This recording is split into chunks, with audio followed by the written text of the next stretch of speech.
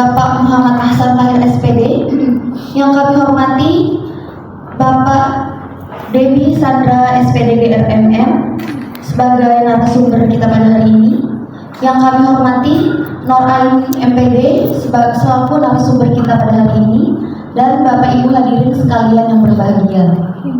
Pertama-tama marilah kita panjatkan puji dan syukur kehadirat Allah Subhanahu wa taala, karena berkat rahmat dan karunia-Nya jualah kita pada hari ini dapat berkumpul dalam acara diseminasi budaya positif di SMK Negeri 2 Banjarbaru.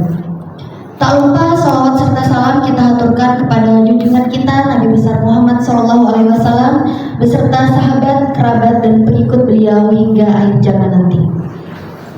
Bapak dan Ibu hadirin sekalian yang berbahagia, pada kesempatan ini tentunya kita harapkan dapat memperluas wawasan kita dan kita bisa saling bertukar informasi untuk meningkatkan kualitas kita sebagai seorang pendidik. Baiklah, untuk memulai acara kita pada hari ini, kami mintakan kepada Bapak Zainal Hakim SAG untuk membacakan doa agar kegiatan kita pada hari ini dapat berjalan dengan lancar dan memperoleh berkah serta manfaat dari Allah Subhanahu wa taala. Kepada Bapak Zainal Hakim SAG kami persilakan.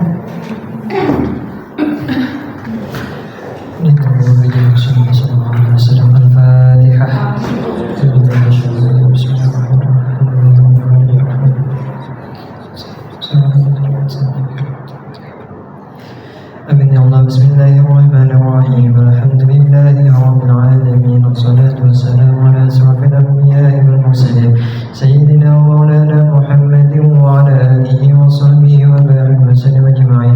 Wa'fu 'anna ya karim wa'fu 'anna ya rahim wa'fu 'anna ya arhamar rahimin. Allahumma ighfir lana dhunubana wa liwalidayna warhamhum kama rabbawna shighara. Li jami'il mu'minina wal mu'minat wal muslimina wal muslimat al ahya'i minhum wal amwat bi rahmatika ya arhamar rahimin. Allahumma yassir lana ya Allah wa la tu'assir bi rahmatika ya arhamar rahimin.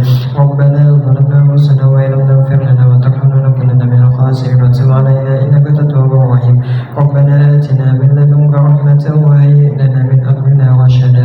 Rabbana zalamna anfusana wa illam taghfir lana wa tarhamna lanakunanna minal khasirin. Rabbana atina fid dunya hasanah wa fil akhirati hasanah wa qina adzabannar. Sallallahu ala sayyidina Muhammad wa ala alihi wa sahbihi wa sallam. Subhana rabbika rabbil izzati amma yasifun wa salamun alal mursalin walhamdulillahi rabbil alamin.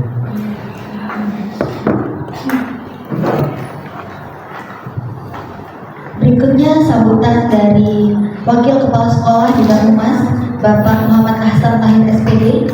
Kepada Bapak kami persilakan.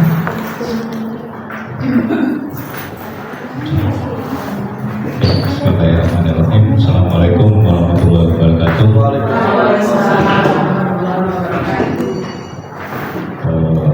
Alhamdulillah wasyukurillah, hari ini kita bisa berkumpul kembali di ruang rapat lantai 2 ini yang biasa memang dijadikan sebagai tempat untuk sharing, berbagi, serta salam dan salawat kepada Nabi besar kita Muhammad Sallallahu Alaihi Wasallam, di mana yang syafaatnya kita tunggu hingga akhir zaman.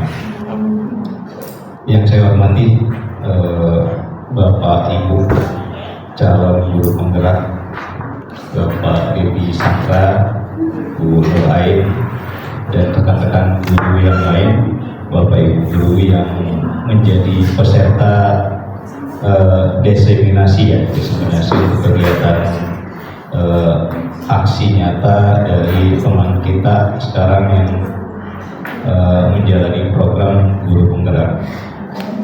Jadi di mana kegiatannya ini lebih ke arah disiplin positif ya, disiplin positif, di mana seorang guru harus memiliki kemampuan dalam mewujudkan budaya positif di sekolah. Jadi mudah-mudahan apa yang dikerjakan, apa yang nanti dibagikan, apa yang nanti di-sharing, dibagikan oleh Pak Debbie atau Bu Ain, itu kita bisa sama-sama belajar bareng, kita sama-sama bisa berbagi saling memberi informasi, saling memberi masukan, di mana kelebihan dan kekurangan kita, saling evaluasi diri.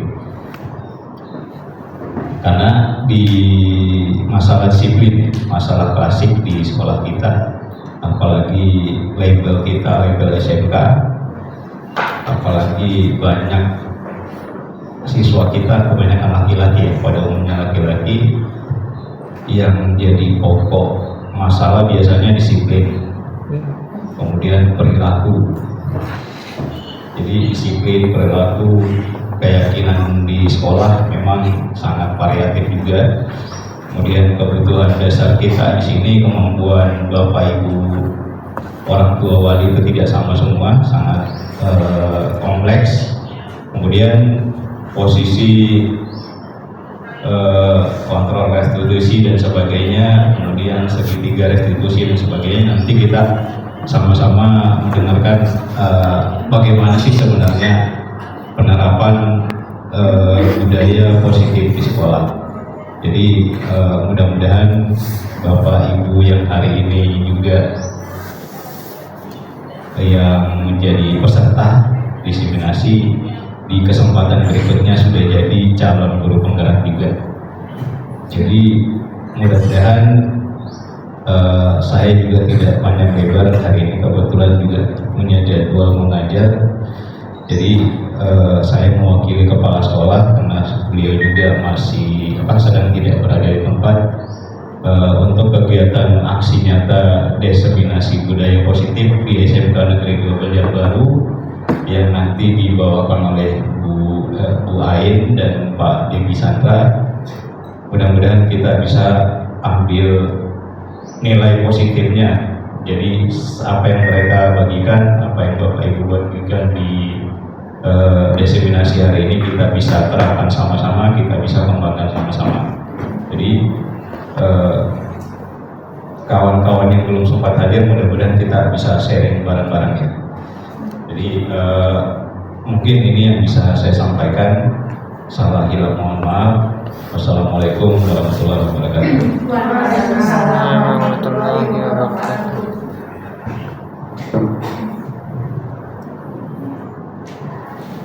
Berikutnya acara inti kita pada hari ini yaitu pemaparan materi dari narasumber kita, Ibu Nur Ain MPD dan Bapak Debi Sandra SPD GRMM. Kepada Bapak dan Ibu kami persilakan.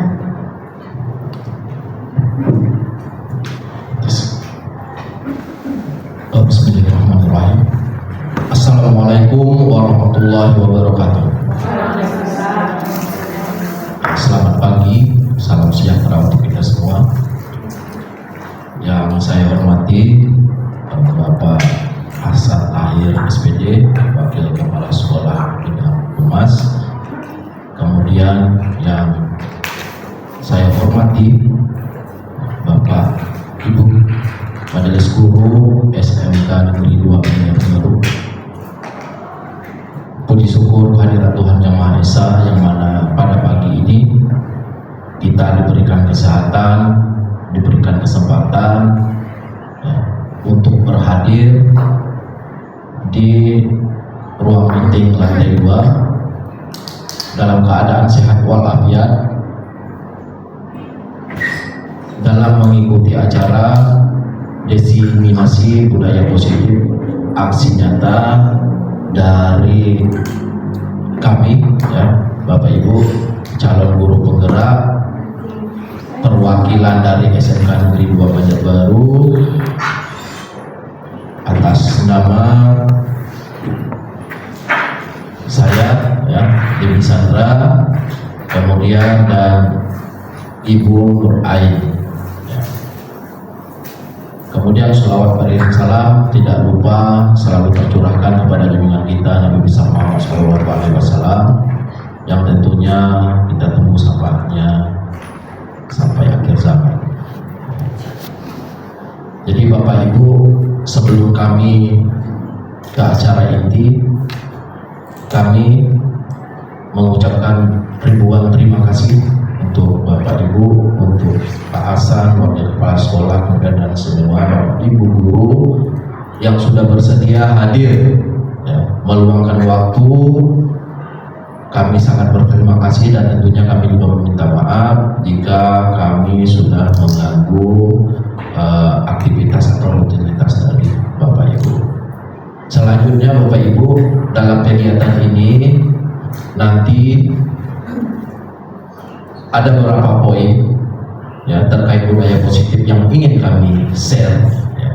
Bukan bermaksud untuk menggurui, tetapi kami akan berbagi ini yang sudah kami dapatkan sejauh ini selama melakukan pendidikan di calon guru penggerak ya. Poin pertama ada disiplin positif, kemudian motivasi perilaku manusia, kemudian keyakinan kelas, kebutuhan dasar manusia, posisi kontrol restitusi, dan terakhir nanti segitiga restitusi. Dalam penjelasan atau dalam pemaparan ke-6 poin tersebut, pada kesempatan ini kami membagi menjadi 2 sesi ya. Sesi pertama nanti akan disajikan oleh Bu Nur Ain untuk poin 1, 2, dan 3. Kemudian selanjutnya untuk poin 4, 5, dan 6 akan saya sajikan sendiri. Mungkin itu Ibu pengantar dari kami. Silakan Bu Ain untuk melanjutkan pemaparan materi selanjutnya.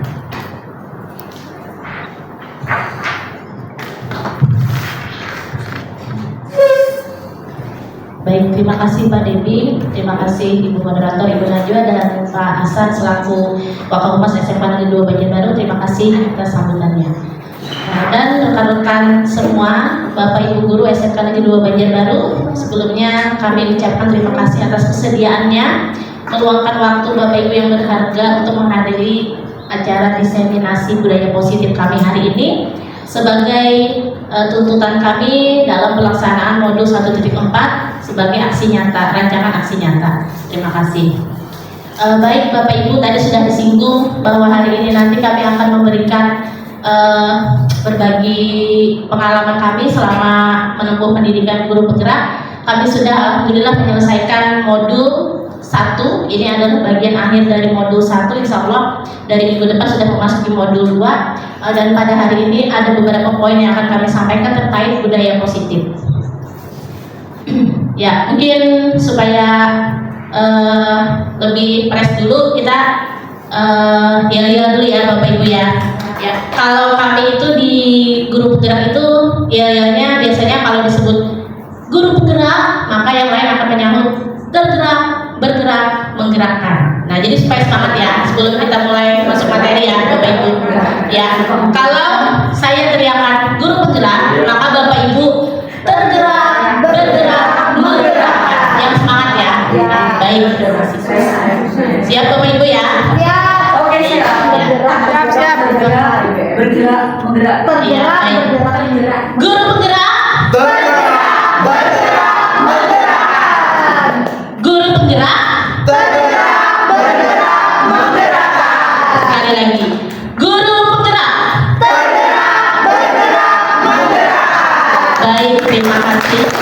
Seperti halnya jargon guru penggerak tadi ya Bapak Ibu, tergerak, bergerak, menggerakkan. Harapannya kita semua nanti bisa menjadi guru penggerak di SMK Negeri 2 Banjarbaru. Berawal dari tergerak, kemudian mencoba untuk menggerakkan komunitas yang ada di sekolah kita. Baik, terima kasih.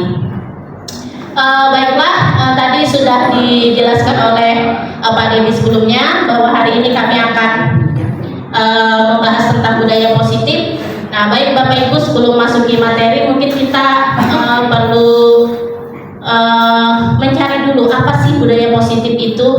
Nah, jadi budaya positif ini berangkat dari filosofi pengajaran dari Ki Hajar Dewantara yang terkait dengan sudah kita ketahui bahwa pembelajaran itu menghamba pada murid, sehingga sudah menjadi kewajiban kita semua sebagai guru untuk menciptakan yang dinamakan budaya positif di sekolah. Apa saja budaya positif? Itu mencakup 6 hal, yaitu yang pertama adalah disiplin positif, kemudian berkenaan dengan motivasi perilaku manusia, kemudian pembentukan keyakinan sekolah atau keyakinan kelas, kebutuhan dasar manusia, posisi kontrol restitusi, dan terakhir segitiga restitusi.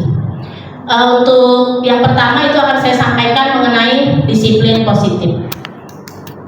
Nah, sebelum kita memasuki materi, Bapak Ibu, mungkin kita perlu membuat kesepakatan dulu pada kegiatan diseminasi ini. Kira-kira apa yang akan kita perlukan dalam pembelajaran kita sampai selesai nanti. Di situ sudah ada 2 contoh ya Bapak Ibu ya. Yang pertama, menghargai siapapun. Nah, jadi kita baik kami selaku di sini pembicara maupun Bapak Ibu sebagai audiens, kita nanti kan saling tukar pendapat ya Bapak Ibu ya. Jadi sudah selayaknya kita punya kesepakatan untuk menghargai siapapun, terutama dalam berpendapat. Kemudian yang kedua, menjadi pendengar yang baik. Ya tadi sudah disinggung Pak Debi juga bahwa di sini kami bukan yang paling bisa ya Bapak Ibu ya. Kami berbagi yang sedikit yang kami dapatkan dari pendidikan guru penggerak. Karena juga masih proses juga. Nah, semoga yang sedikit ini bisa bermanfaat. Nah, itu menjadi pendengar yang baik. Nah, jadi mungkin dari yang akan kami sampaikan hari ini semoga bisa bermanfaat bagi Bapak Ibu semua. Atau mungkin ada yang mau ditambahkan Bapak Ibu? Ini adalah sebuah simulasi kecil dari pembentukan kesepakatan kelas ya Bapak Ibu ya. Biasanya kan kita dengan siswa juga membuat yang seperti ini. Nah, jadi kira-kira apa Bapak Ibu? Ada yang mau ditambahkan? Menjadi partisipan yang aktif. Silakan. Oh ya, baik. Menjadi partisipan yang aktif Bu Najwa ya. Ya tentu saja karena kan kami saling sharing, sudah pasti memerlukan umpan balik dari Bapak Ibu semua ya. Baik, boleh ditambahkan Pak Debi? Jadi, ya ada lagi Bapak Ibu? Apalagi kira-kira ya yang akan menjadi modal kita dalam pembelajaran kita hari ini? Kalau menghargai waktu, Ya Bu, disiplin waktu. disiplin waktu. Jadi Ya. jangannya misalnya kita di subuh, anak-anak kan hadir jam 9 tuh tepat. Iya, iya baik Bu, disiplin mulai dan selesainya kegiatan ya Bu ya. Baik, boleh kita tambahkan ya Bapak Ibu ya. Ya baik, ada lagi Bapak Ibu kira-kira kesepakatan forum kita pada hari ini yang mau ditambahkan atau dirasa itu sudah cukup atau ada lagi Pak? Cukup Bapak Ibu? Cukup Bu. Oh ya baik, berarti inilah yang akan kita pegang teguh sampai akhir diseminasi nanti ya Bapak Ibu ya. Oke baik, selanjutnya ya sebelum kita memulai supaya hari-hari kita indah, kita mulai dulu dengan sedikit merenggangkan beberapa derajat bibir kita Bapak Ibu. Senyum selama 30 detik. Silakan. Kayak di apik ya. Kayak di apik. Ya seperti saat kita mengabsen apik itu kan kalau kita nggak senyum nggak bisa ya Bapak Ibu ya. Dan artinya awal bulan, tengah bulan, akhir bulan kita harus tetap senyum. Biar dan selesai itu senyum di akhir bulan ya Bapak Ibu ya. Ya baik, 30 detik saja Bapak Ibu. Silakan bentuk senyuman yang paling indah di bibirnya masing-masing. Iya baik. Terima kasih. Terima kasih. Ya, berarti kita siap menjalani diseminasi ini dengan ceria ya Bapak Ibu ya. Oke, baik, terima kasih. Selanjutnya, ya perkenalkan, sudah kenal semua ya Bapak Ibu ya. Perkenalkan nama saya Nur Ain. Insya Allah hari ini akan menyampaikan materi budaya positif terkait disiplin positif, motivasi perilaku manusia dan keyakinan kelas atau keyakinan sekolah. Ya, yang pertama adalah disiplin positif. Bapak Ibu, kita sebagai seorang guru tentunya tidak asing mendengar kata disiplin ya. Apalagi di sekolah kita kan sudah memiliki peraturan, kita sering mendengung-dengungkan di telinga siswa kita. Disiplin nak, tolong disiplin, disiplin. Nah, jadi boleh saya minta pendapat Bapak Ibu. Apa yang terpikir di benak Bapak Ibu ketika mendengar kata disiplin? Ya, siapa yang mau berpendapat? Boleh, silakan. Disiplin.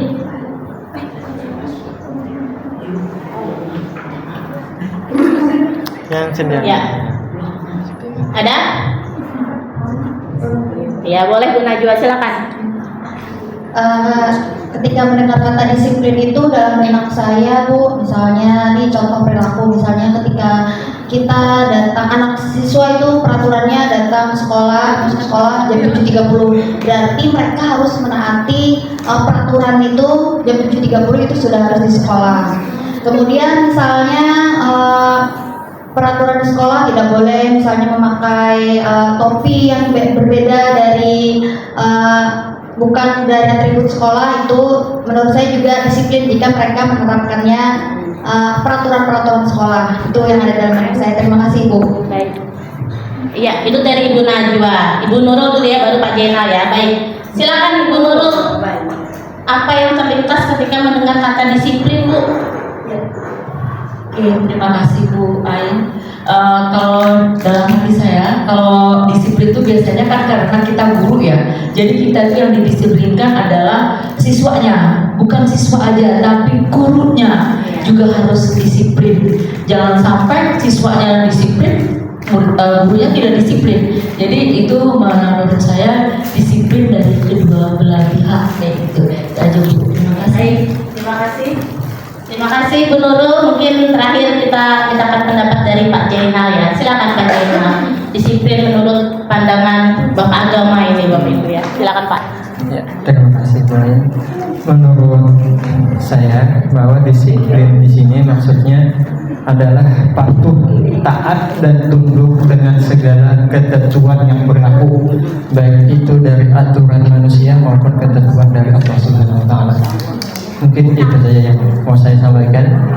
Oke, baik. Baik, terima kasih pendapatnya Bapak Ibu ya, luar biasa. Tentu saja kalau sebagai guru sudah pasti kalau memberikan pendapat disiplin itu sudah pasti kena sekali ya Bapak Ibu, karena setiap hari kita berurusan dengan ini. Dari Bu Najwa tadi mengkaitkan kedisiplinan itu sebagai bentuk taat terhadap segala peraturan sekolah, misalnya datang dan ke kapan atribut dan lain sebagainya. Terus kalau menurut Ibu Nurul, disiplin itu kaitannya tidak hanya untuk siswa ya Bu, tapi juga kita sebagai guru, karena kita adalah role model untuk siswa kita. Jadi sebelum kita menyuruh, kita dulu ya Bu ya. Ya, baik. Kemudian tadi tambahan dari Pak Jainal juga, disiplin itu adalah patuh, tunduk dan taat dalam setiap aturan yang berlaku, baik itu aturan di sekolah maupun kita sebagai makhluk beragama seperti itu. Jadi dapat saya simpulkan dari pendapat Bapak dan Ibu tadi, disiplin ini sepertinya sesuatu yang bersifat keterpaksaan ya Bapak Ibu ya. Terpaksa, mau nggak mau harus disiplin nih karena sudah aturannya seperti itu. Nah inilah mindset yang perlu kita rubah ya Bapak Ibu ya. Kita sebagai guru dari sekarang kita harus mengubah mindset kita. Disiplin itu bukan hadir karena keterpaksaan, tetapi disiplin positif di sini yaitu suatu cara penerapan disiplin yang mengajarkan anak untuk bertanggung jawab dan menumbuhkan kesadaran diri serta berdasarkan nilai-nilai kebajikan. Nah, jadi nanti kaitannya Bapak Ibu di sini adalah dengan motivasi intrinsik ya Bapak Ibu ya. Nah, mungkin kalau kita bicara tentang disiplin positif, maka kita akan berbicara tentang teori kontrol. Mungkin kita ada sedikit lagi permainan ya Bapak Ibu ya. Nah ya, baik. Supaya kita memperjelas pemahaman kita tentang ini, ada sedikit permainan Bapak Ibu. Nah di sini cobalah buka nama permainannya ya. Cobalah buka ya, mungkin dengan orang terdekat saja Bapak Ibu. Petunjuknya adalah berdua ya, berdua dengan orang terdekat saja. Bapak Ibu yang satu mengepalkan tangannya, seakan-akan ada sesuatu yang berharga di dalam tangan ini, dikepal sekuat-kuatnya. Kemudian ibu yang satunya lagi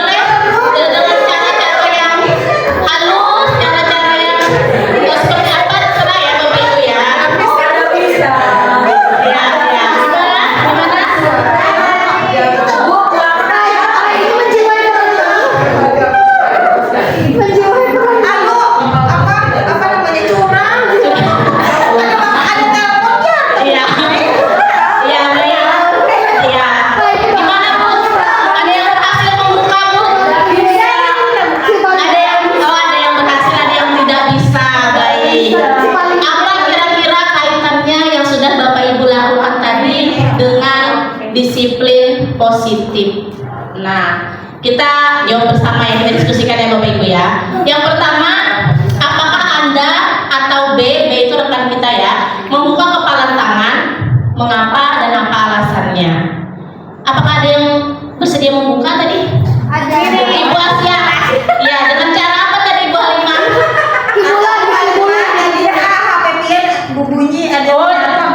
Berarti terbuka ya. Memperdaya ya, dengan memperdaya ya. Dengan cara memperdaya tadi ya, sampai si Ibu Asia rela membuka tangannya seperti itu ya. Baik. Ibu Nurul nggak bisa ya Bu? Kayak Ibu Indri dengan cara apa tadi menyuruh bukanya? Memaksa. Oh, cara halus, cara kasar sama-sama nggak bisa. Oh, dia lagi tidak bisa ya. Iya, baik. Nah, terus pertanyaan yang kedua, apakah Anda atau B menutup kepala tangan Anda? Alasannya kenapa? Nah, tadi kan kita seakan-akan kita memegang sesuatu yang berharga ya Bapak Ibu ya. Nah, kemudian ke pertanyaan ketiga, dari aktivitas yang Bapak Ibu lakukan tadi, sebenarnya siapa yang paling memegang kontrol? Yang menggenggam tangan atau yang membujuk untuk membuka genggaman tangan? Ya enggak? Yang menggenggam yang punya kontrol kan Bapak Ibu ya. Yang mau buka ya yang menggenggam, nggak mau buka ya yang menggenggam. Nah, seperti itulah gambaran dari kita dengan siswa kita. Ini berkaitan dengan teori kontrol ya Bapak Ibu ya. Ya.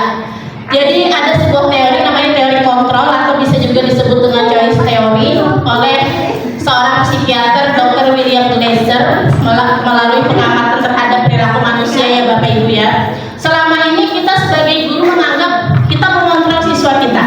Siswa kita menurut apa yang kita katakan. Siswa kita mengikuti apa kemauan kita. Itu adalah sebenarnya Bapak Ibu adalah sebuah ilusi. Apa itu ilusi ya?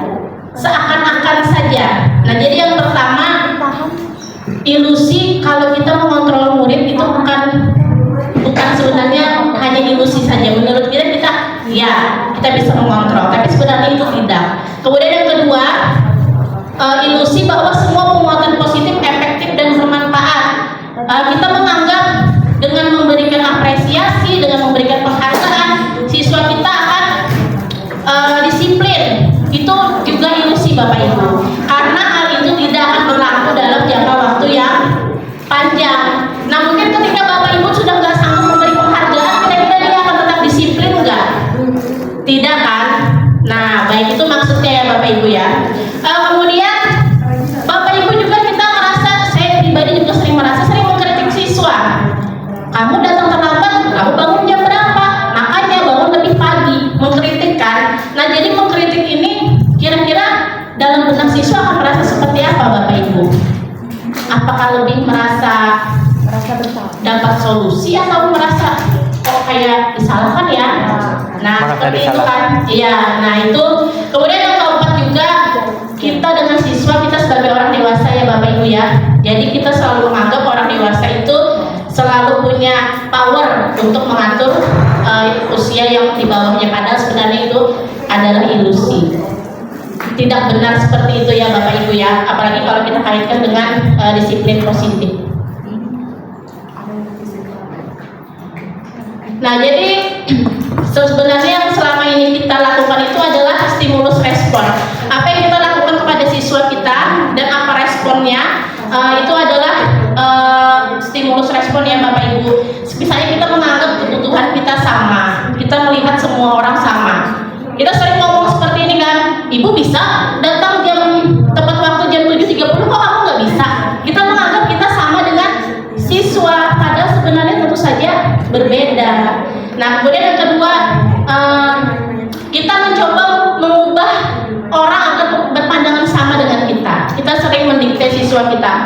Menurut kamu, kalau misalnya yang bagus itu yang mana? Datang tepat waktu kan? Kita memaksa mereka untuk sependapat dengan kita, padahal mereka belum tentu mau seperti itu, belum tentu sependapat dengan kita ya Bapak Ibu ya. Nah, kemudian kalau menurut teori kontrol, kita dengan siswa tentu saja memiliki perbedaan.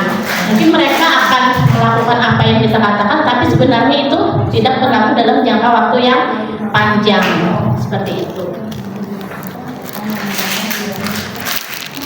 Nah, kemudian disiplin positif di sini lebih ke arah mengontrol diri dalam melakukan setiap tindakan. Artinya kontrol itu datang dari diri siswa, bukan dari kita ya Bapak Ibu ya.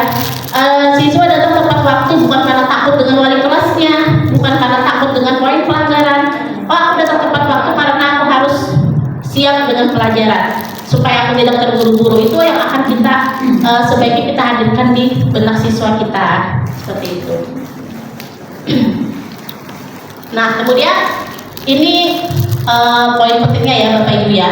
Disiplin positif itu membuat siswa itu sadar dari dalam dirinya sendiri. Artinya dia melakukan sesuatu bukan berdasarkan motivasi seperti paksaan, pujian atau hukuman. Pujian aja sudah nggak benar, apalagi hukuman. Jadi ketika siswa berbuat sesuatu hal positif itu adalah motivasi dari dalam dirinya sendiri. Itu yang kita munculkan ya Bapak Ibu dalam disiplin positif.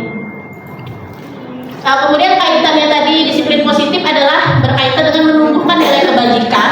Nilai kebajikan di sini kalau kita sebagai guru tentu saja di kurikulum Merdeka kita berpatokan pada 6 karakter dalam profil pelajar Pancasila ya Bapak Ibu ya, yaitu nilai kebajikan beriman, bertakwa, mandiri, berkebinekaan global, gotong royong, kreatif dan bernalar kritis. Ya baik, itu untuk disiplin positif ya Bapak Ibu, semoga bisa mendapatkan benang merahnya. Ternyata selama ini disiplin itu sesuatu keterpaksaan, tapi kita harus bisa menghadirkan disiplin itu sebagai suatu motivasi intrinsik bagi siswa kita. Kemudian untuk materi yang kedua berkenaan dengan motivasi perilaku manusia, masih berkaitan dengan tadi ini seringkali kita berkaca pada siswa kita ya Bapak Ibu. Siswa kita itu disiplin yang pertama termotivasi untuk menghindari ketidaknyamanan atau hukuman. Misal, kalau datang terlambat poinnya berapa di sekolah kita Bapak Ibu? 5 poin. Terus kalau misalnya dia membuka HP pada saat dia membuka HP yang tidak terkait pembelajaran, poinnya 25. Terus kalau dia tidak mengikuti upacara, poinnya 10. Poin itu memang yang kita rasa efektif ya Bapak Ibu ya. Jadinya kan anak-anak, aku jangan telat nanti aku di poin. Nah itu sebenarnya adalah motivasinya untuk menghindari hukuman. Itu motivasi siswa kita. Kemudian yang kedua, atau mungkin kita menjadi guru yang baik, kita bukan memberi hukuman, tapi sebaliknya kita memberi yang namanya penghargaan. Ayo siswa ibu yang hari ini bisa datang tepat waktu, ibu kasih poin positif 10 misalnya. Terus kebalikannya kan, penghargaan kan. Tapi sebenarnya itu baik nggak Bapak Ibu? Ada yang mau berpendapat Bapak Ibu? Kalau penghargaan siswa kita kebanyakan dikasih penghargaan tuh seperti apa kira-kira Bapak Ibu? Apakah positif atau seperti apa? Ada yang mau berpendapat?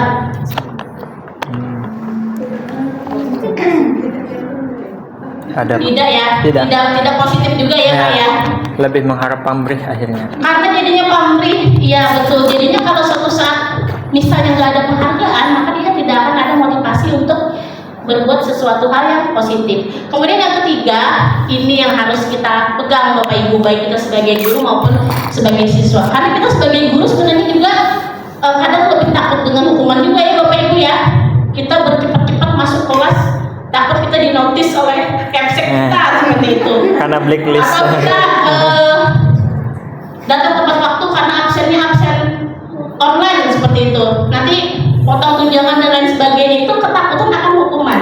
Tapi kita harus di poin yang ketiga, yaitu kita melakukan sesuatu berdasarkan nilai-nilai yang kita percaya. Mengapa aku sebagai guru harus tepat waktu? Karena aku adalah teladan bagi siswa-siswaku. Nah, jadi kita ubah mindset kita menjadi yang seperti itu. Tidak mudah Bapak Ibu ya, tapi kita pelan-pelan. Nah, baik. Nah, kemudian berkaitan dengan keyakinan sekolah. Tadi sudah saya singgung juga, sekolah kita punya peraturan dan di sini keyakinan sekolah. Kalau misalnya boleh kita bandingkan keyakinan sekolah dengan peraturan sekolah, itu apakah hal yang sama? Sebenarnya kalau secara kita belum ini, itu hal yang sama Bapak Ibu ya, tapi sebenarnya itu jauh berbeda. Nah, keyakinan ini kalau peraturan itu kan sesuatu yang kita laksanakan baik itu terpaksa maupun dengan paksaan seperti itu. Kalau keyakinan itu adalah sesuatu hal yang kita lakukan dengan keyakinan yang kita hadirkan dalam diri kita. Nah, di situ kita berperan dalam mewujudkan terbentuknya keyakinan sekolah atau keyakinan kelas dengan adanya kesepakatan antara guru dan murid. Jadi kalau ada bapak ibu yang sering saya dengar, apa sama aja kan keyakinan kelas dengan peraturan kelas atau peraturan sekolah dengan keyakinan sekolah, sebenarnya itu dua hal yang berbeda. Kalau peraturan, kita terlibat nggak bapak ibu dalam pembentukan peraturan di sekolah ini? Terlibat nggak? Terlibat. Tidak terlibat secara langsung ya. Tapi Kita kan terlibat. tahunya Pak Rizky peraturan kita apa ya? Beliau sebagai waka siswa kan. Tapi kita ada nggak mungkin duduk bersama ya kita bentuk peraturan. Nah mungkin kita tidak terlibat secara langsung bapak ibu ya. Nah berbeda dengan keyakinan. Kalau keyakinan itu hadir berdasarkan curah pendapat, artinya seluruh warga sekolah harus turut serta dalam pembentukan keyakinan sekolah. Keyakinan sekolah atau keyakinan kelas itu berupa pernyataan universal yang mudah diingat dan dipahami dan harus diterapkan di lingkungan sekolah. Jadi di sini kalau kita sebagai guru keyakinan kelas dulu bapak ibu ya. Tapi kalau kita bicara lingkup sekolah berarti kita harus membuat keyakinan sekolah. Berarti kita melibatkan seluruh warga sekolah. Kalau di kelas berarti kita dan siswa kita ya seperti itu. Nah ini adalah contoh keyakinan kelas yang kemarin saya sudah mencoba membuat ketika awal semester itu di kelas 10 TJKTB Bapak Ibu, itu kami membuat keyakinan kelas dengan cara curah pendapat. Jadi seluruh siswa itu memberikan pendapatnya di dalam sticky note, tapi kemarin saya menggunakan mereka ini aja ditulis di papan tulis dengan spidol. Ini contoh yang sudah saya lakukan. Nah, jadi satu-satu siswa maju ke depan, kemudian dia menuliskan apa yang menjadi keyakinannya. Pokoknya apapun bebas. Mungkin kita cukup memberi ragu-ragu bahwa siswa harus menggunakan kalimat positif, Bapak Ibu. Misalnya kalau tidak membuang sampah sembarangan, berarti seperti apa kalimat positifnya? Buanglah sampah pada tempatnya. Ya, jadi satu ragu-ragu kita ketika kita membuat sebuah keyakinan, baik itu keyakinan kelas maupun keyakinan sekolah, itu adalah selalu menggunakan kalimat positif. Jadi kita cari pokoknya kalimat positifnya seperti itu. Misalnya tidak boleh datang terlambat, berarti datang tepat waktu, ya seperti itu. Jadi kemudian setelah proses keempat, setelah seluruh siswa memberikan pendapat, kita sebagai guru memimpin untuk mengelompokkan pendapat itu ke dalam nilai-nilai kebajikan. Dan kalau untuk keyakinan kelas jangan banyak-banyak Bapak Ibu ya, cukup 3-7 poin saja supaya ingat. Jadi kalau kelas kebanyakan keyakinannya malah gak yakin jadinya Bapak Ibu ya. Jadi sedikit tapi yakin. Misalnya kelas harus selalu bersih. Kemudian kalau ingin memberikan pendapat, angkat tangan dulu, saling menghargai, saling mendengarkan, misalnya seperti itu. Sedikit aja tetapi kita pegang teguh, itu keyakinan. Dan itu kita diskusikan curah pendapat bersama siswa kita. Kalau misalnya kita membuat keyakinan sekolah, berarti seluruh stakeholder harus terlibat. Kepsek, kita sebagai guru, bahkan warga sekolah, paman kebersihan misalnya itu harus kita libatkan. Seperti itu ya Bapak Ibu. Mungkin itu saja terkait dengan penyampaian disiplin positif yang sudah saya paparkan berkenaan dengan disiplin positif, kemudian berkenaan dengan memotivasi perilaku manusia, dan terakhir berkenaan dengan keyakinan kelas. Ya, mungkin untuk materi selanjutnya saya serahkan kepada Bapak Dewi Sandra. Kepada Bapak Dewi Sandra, disilakan.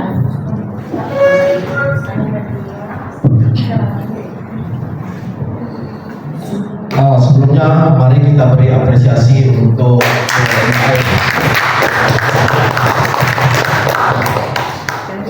ya, terima kasih Bu Nurain. Kemudian juga terima kasih Bapak Ibu yang masih semangat membersamai ya aksi nyata kami pada pagi ini. untuk memastikan apakah Bapak Ibu masih tetap fokus seperti awalnya tadi, ya, saya akan mencoba sebuah ice breaking. Ya, kalau masih belum fokus, 2 ice breaking. Kalau belum fokus, 3. Sampai. Jadi kita coba ice breaking yang pertama. Ya, ice breaking pertama ini saya bercerita dulu, Bapak. Jadi saya ada cerita tentang si bisu dan si buta. Ada yang sudah tahu? Jadi si bisu, ya, si bisu ini pada suatu hari dia ingin membeli sebuah gosok gigi apa ya rasanya? Sikat gigi. Ini si bisu. Sesampainya di warung, ya, menurut Bapak Ibu, bagaimana cara dia menyampaikan ke pemilik warung tersebut? Ada yang bisa nggak? Atau gini, dalam hitungan ketiga, masing-masing Bapak Ibu mempraktekkan bagaimana? 1, 2, 3. Ayo bagaimana? Kalau Najwa kayak gini, kalau Pak Zainal, bagaimana? Oh, ada yang ambil, bayar langsung. Itu kalau lihat, tapi kalau nggak lihat, gimana? Si bisu bagaimana? Menyampaikan. Tapi barunya nggak kelihatan. Kira-kira bagaimana? Nah, duit. Ya, ini. Oh, gitu. Ya, bisa. Jadi si bisu kalau secara ya kita ini sedang oke, kalau secara klasik model lama mungkin mempraktekkan seperti ini ya Bapak Ibu. Kalau teknologi ya kalimat, jadi perlihatkan gambarnya, kan si bisu sekarang sudah bisa. Tapi kan kita ceritanya 2 orang tadi, sedangkan 1 orang si buta. Yang jualannya si buta. Bukan. Si buta mau membeli kacamata nih. Menurut Bapak Ibu, bagaimana cara si buta mengungkapkan kalau dia mau membeli kacamata? Wah, luar biasa. Tadi ada kayaknya menurun masih kurang fokus. Masalah beliau kayak gini. Ya Bu, jadi kalau si buta nggak usah kayak gini Bu ya. Ngomong aja karena dia. Karena Bapak Ibu sepertinya sudah tertawa, sudah paham dan fokus lagi. Cukup 1 SDG.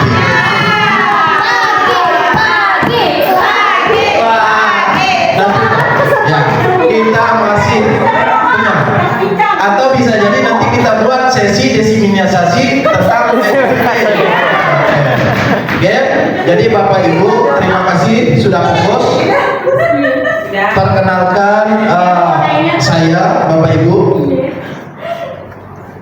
calon guru penggerak perwakilan dari SMK kita, ya, sedikit cerita kami sudah mengikuti pelatihan kurang lebih 2 bulan, ya. Kami sudah pada tahap ini kami melakukan aksi nyata seperti yang sudah disampaikan Bu Ain pada modul 1.4, ya. Jadi pada modul 1 ini adalah kegiatan terakhir kami sebelum minggu depan kami sudah masuk ke tahap modul 2, ya. Kemudian pada sesi ini saya akan melanjutkan apa yang sudah dijelaskan oleh Bu Ain, ya. Tadi yang pertama Bu Ain sudah menjelaskan masalah disiplin positif, kemudian motivasi perilaku, kemudian terakhir tentang keyakinan kelas. Saya akan menjelaskan tentang kebutuhan dasar manusia, kemudian posisi kontrol restitusi, dan terakhir nantinya segitiga restitusi. Ya. Nanti pada poin-poin yang saya sampaikan, pada kesempatan yang saya sampaikan, ada berapa mungkin praktiknya. Bu Ain kepada banyak di teoritisnya tadi, kemudian saya pada prakteknya. Ya, Bapak Ibu, ya ini kalau sudah es berikit ini semangatnya luar biasa, semangatnya menular kemana-mana. Ya, oke, Bapak Ibu, pertama terkait kebutuhan dasar manusia, seperti pernyataan yang ada di layar, ya, di mana ini secara teoritis, ketika seorang murid melakukan suatu perbuatan yang bertentangan dengan nilai-nilai kebajikan atau melanggar peraturan, hal itu sebenarnya dikarenakan mereka gagal memenuhi kebutuhan dasar mereka. Nah, itu yang perlu Bapak Ibu garis bawahi. Ingat, jika Bapak Ibu menemukan siswa Bapak Ibu ada yang melakukan mungkin kita anggap kekeliruan atau tidak sesuai dengan kebiasaan-kebiasaan normal yang seharusnya, ya, itu mungkin siswa kita sebenarnya gagal memenuhi kebutuhan dasar mereka. Apa saja kebutuhan dasar dari siswa atau dari manusia itu sendiri? Kebutuhan dasar manusia menurut teori, masih teori yang dikeluarkan oleh Pak Leser tadi, ya. Yang pertama, manusia membutuhkan agar dia bisa bertahan hidup. Oke, murid kita dia membutuhkan kebutuhan supaya dia bertahan hidup.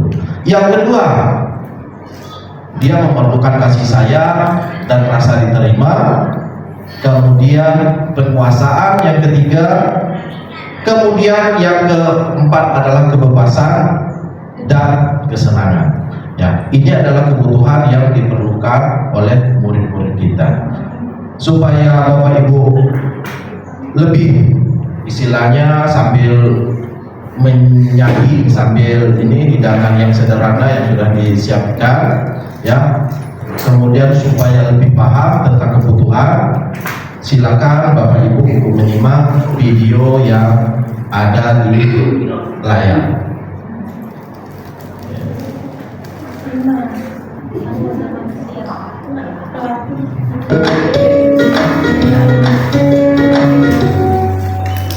Salam dan bahagia Ibu dan Bapak guru hebat.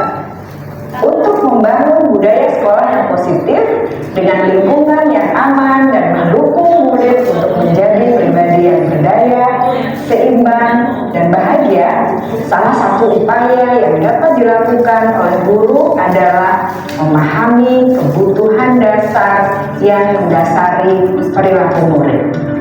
Pada video kali ini, kita akan membahas tentang 5 kebutuhan dasar manusia.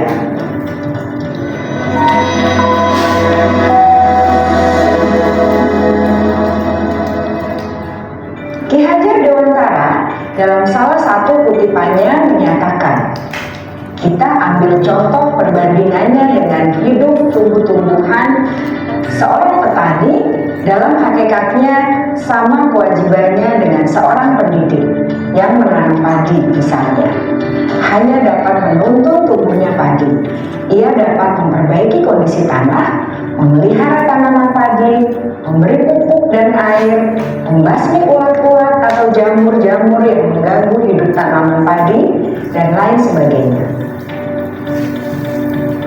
Ketika guru memahami kebutuhan apa yang mendasari perilaku murid, dan guru berusaha menuntun dan mendukung murid dalam memenuhi kebutuhannya secara positif, pada hakikatnya guru tersebut ibarat seorang petani yang sedang berusaha memahami kebutuhan masing-masing tanaman, dan ia berusaha memenuhi kebutuhan tanaman tersebut agar dapat tumbuh dengan subur dan maksimal. Dr. William Glasser, seorang psikiater dari Amerika Serikat, menyatakan bahwa seluruh tindakan manusia memiliki tujuan tertentu, yaitu memenuhi kebutuhan dasarnya.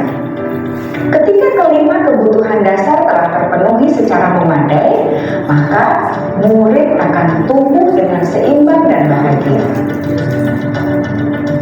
Sebaliknya, ketika kebutuhan dasar tidak terpenuhi dengan baik, maka seseorang akan mengalami emosi negatif seperti bosan, sedih, dan kecewa. Bahkan mereka dapat melakukan perbuatan yang bertentangan dengan nilai-nilai kebajikan atau melanggar peraturan. Dengan kata lain, perilaku buruk seseorang biasanya adalah respons dari kebutuhan yang tidak terpenuhi. Namun, mereka tidak tahu cara untuk menyampaikannya. Ada 5 kebutuhan dasar manusia menurut Dr. William Glasser, yaitu yang pertama, kebutuhan untuk bertahan hidup atau survival. Yang kedua, kebutuhan untuk merasa diterima atau love and belonging. Yang ketiga, kebutuhan akan kebebasan atau freedom.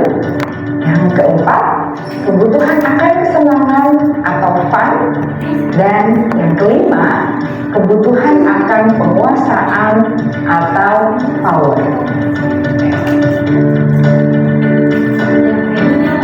Kebutuhan dasar yang pertama adalah kebutuhan yang bersifat fisiologis untuk bertahan hidup atau survival. Misalnya, kesehatan, rumah, dan makanan. Kebutuhan biologis sebagai bagian dari proses reproduksi termasuk kebutuhan untuk tetap bertahan hidup. Kebutuhan untuk merasa aman juga termasuk dalam kebutuhan ini.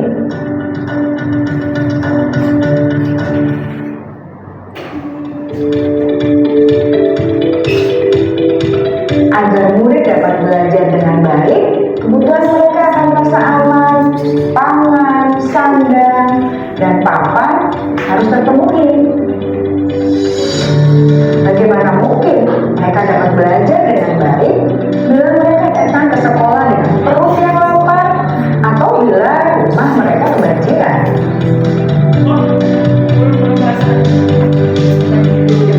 Setelah kita mengetahui kebutuhan pertama yang sebagian besar bersifat fisiologis, mari kita lihat kebutuhan kedua sampai kelima yang semuanya berhubungan dengan psikologis. Mari kita lihat kebutuhan yang kedua, yaitu kebutuhan akan perasaan diterima oleh kelompok atau komunitasnya, atau kebutuhan love and belonging. Kebutuhan ini meliputi keinginan untuk tetap terhubung dengan orang lain seperti teman, keluarga, teman kerja, dan kelompok di mana kita tergabung. Setiap murid ingin menjadi bagian yang berharga dari kelas dan juga sekolah. Mereka juga ingin diterima oleh orang lain dan kelompoknya. Bahkan, murid yang terlihat paling cuek pun jauh di dasar hatinya pasti ingin merasa diterima. Sebagai guru, seharusnya kita dapat menerima murid kita apa adanya, sesuai dengan kodratnya. Karena setiap murid adalah unik. Mereka memiliki kekuatannya masing-masing, sehingga guru seharusnya bisa menciptakan kesempatan untuk murid berkolaborasi dan memiliki ikatan emosi satu sama lain. Murid-murid yang memiliki kebutuhan yang besar untuk merasa diterima, biasanya mereka belajar karena suka pada gurunya, dan mereka juga suka bekerja dalam kelompok. Kebutuhan yang ketiga adalah kebutuhan akan kebebasan atau kebutuhan membuat pilihan. harus diberi kesempatan untuk membuat pilihan dan bertanggung jawab atas pilihan yang mereka telah ambil. Memberi mereka kebebasan bukan berarti membiarkan mereka melakukan apa saja yang mereka mau, melainkan lebih memberi mereka kesempatan untuk membuat pilihan, menyuarakan pendapat mereka dengan percaya diri, dan memberi mereka kesempatan untuk mencoba hal-hal yang baru. Pembelajaran dengan metode yang beragam dan menarik juga akan memenuhi kebutuhan murid tentang kebebasan ini. Pembelajaran berdiferensiasi, di mana guru menyediakan beberapa jenis tugas yang bisa dipilih oleh murid sesuai dengan mereka, sangat baik untuk mengembangkan murid menjadi lebih mandiri dan memiliki motivasi internal. Karena kebutuhan akan kebebasan pada dasarnya adalah kebutuhan untuk mandiri, memiliki otonomi, memiliki pilihan, dan mampu mengendalikan arah hidupnya sendiri.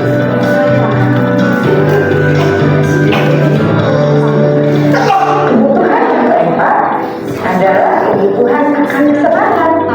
Bayangkan Bapak Ibu hidup tanpa rasa senang, betapa menyedihkannya. Glasser menghubungkan kebutuhan akan kesenangan dengan belajar. Jangan sepelekan kebutuhan murid untuk merasa senang di kelas. Sebagai guru, jangan ragu-ragu untuk dengan sengaja memasukkan kegiatan yang menyenangkan dalam kelas. Murid-murid dengan kebutuhan dasar kesenangan yang tinggi ingin menikmati apa yang mereka lakukan. Mereka juga konsentrasi tinggi saat mengerjakan hal-hal yang disenangi.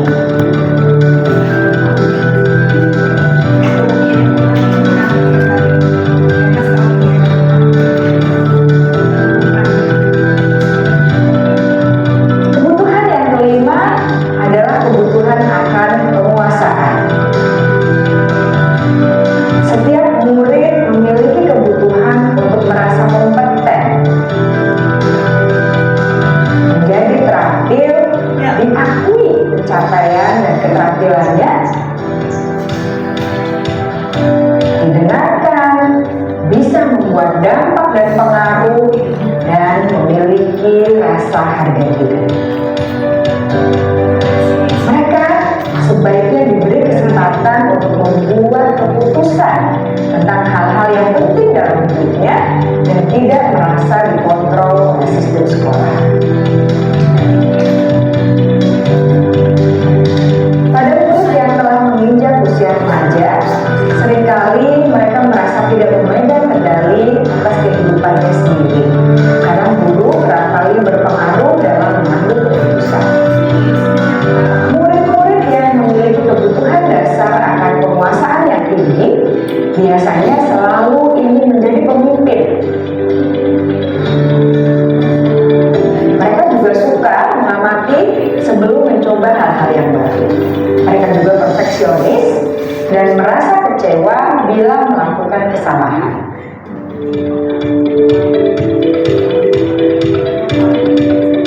Ibu dan Bapak guru sangatlah penting bagi kita untuk mengetahui kebutuhan dasar murid-murid, agar kita memahami alasan dibalik sikap dan tingkah laku mereka. Bila murid berperilaku buruk atau melanggar peraturan sehingga tindakannya tidak sesuai dengan nilai-nilai kebajikan, maka guru harus mencari tahu alasan yang mendasari tindakan tersebut dan kebutuhan apa yang belum terpenuhi. Melalui percakapan dengan guru dalam pendekatan disiplin positif, murid dapat diajar untuk bersikap reflektif dalam mengenali kebutuhan-kebutuhan yang berusaha mereka penuhi dan mendasari tindakan mereka. Jika guru mengabaikan perilaku buruk murid-murid, maka perilaku tersebut akan berpengaruh pada suasana kelas yang kurang kondusif dan akan berpengaruh pada tujuan dari pendidikan itu sendiri. Ibu, Bapak guru hebat, mari kita kita menjadi guru yang lebih baik dengan memahami kebutuhan dasar murid-murid kita dan senantiasa membimbing mereka untuk menjadi pribadi yang berdaya, seimbang, dan bahagia. Salam dan bahagia, Ibu dan Bapak Guru hebat.